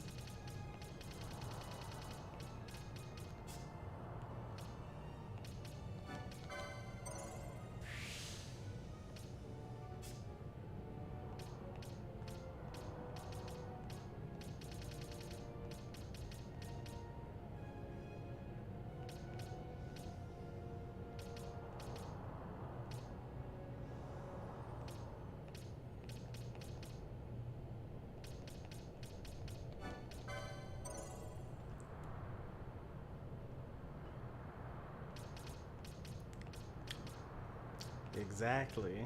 If I don't even watch the ads myself, why would I expect someone else to watch the ads? That's just rude, you know?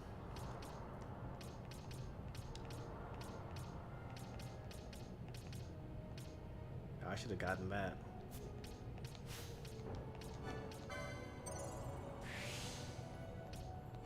There we go.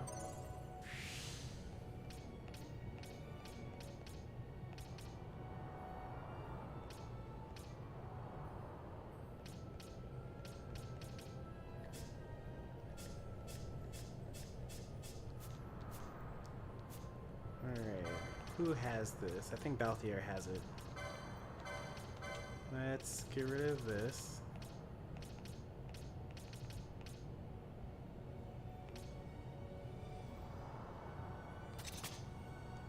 Who are we giving it to next? We're giving it to Vaan, we're giving it to Balthier. Have we given it to Bosch yet? Definitely given it to Ashe. Have we given it to Pinello? I honestly don't remember.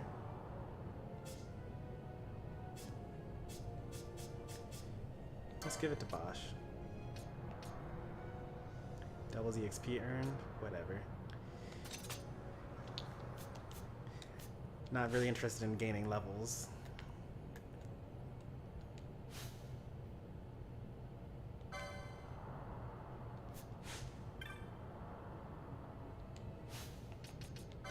Oh, whoops.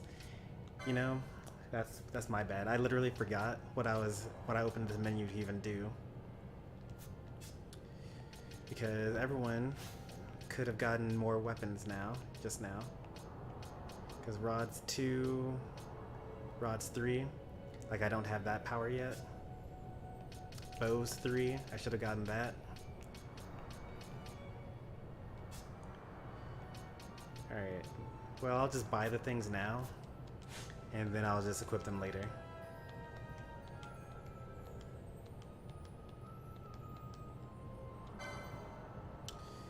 Let's see, sword. I'll get one of those.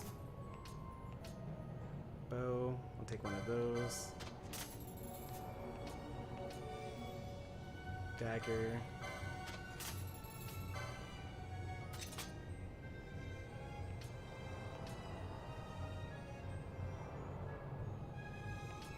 Rods 2, I actually already have something better than that. Swords 3, don't care. Poles 3, bows 3, don't care. Wait, killer bow versus longbow. What's the difference? Attack power 48. Attack power 36. Why would you use one versus the other?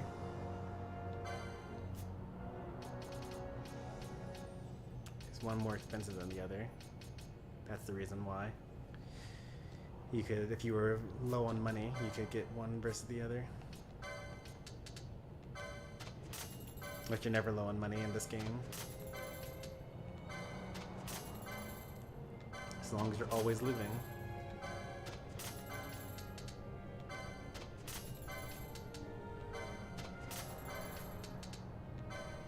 Now, I didn't check to see how much money I had before I started shopping, but I'm pretty sure that I now have more money now than I started with.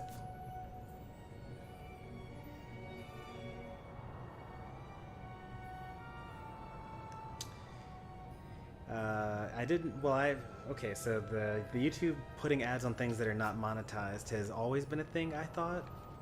And it happens when you have not copyright claims, but like content ID'd. So for example, if Square Enix were to say, hey, you know, they're playing a lot of my music right now, I'm going to I own that, so I want YouTube to put ads on it so that I can make money. That actually happens a lot with a lot of Square Enix games. So most of my RPG videos actually do get content ID'd, so if you watch a lot of my old stuff, it will play ads, even though I'm not monetized.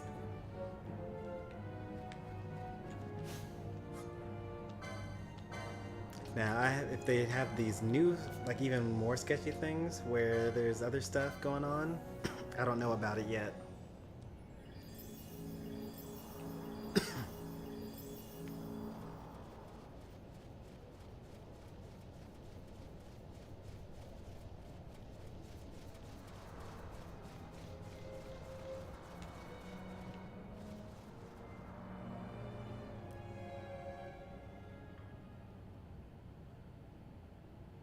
You will not have the option of saving your game. Well, that's ominous. But also a perfect time to end the stream on a nice little cliffhanger.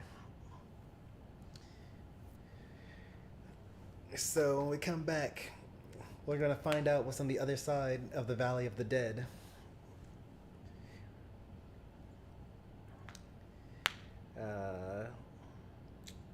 Yeah, so next stream will be us going through the Valley of the Dead and into the tomb and finding this magical artifact that Ashe needs in order to claim her birthright. And yeah, I should probably go do some stuff now.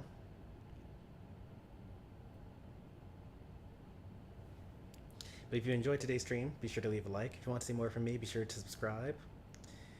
I'll be back with something this evening. What am I going to play? I don't know. Maybe Triangle Strategy. Maybe Final Fantasy XII. It'll probably be more Final Fantasy XII, if I'm honest. I don't feel like I've satisfied my urge to play more of this game yet. But thanks for watching as always, and I'll see you next time. Take care, and goodbye.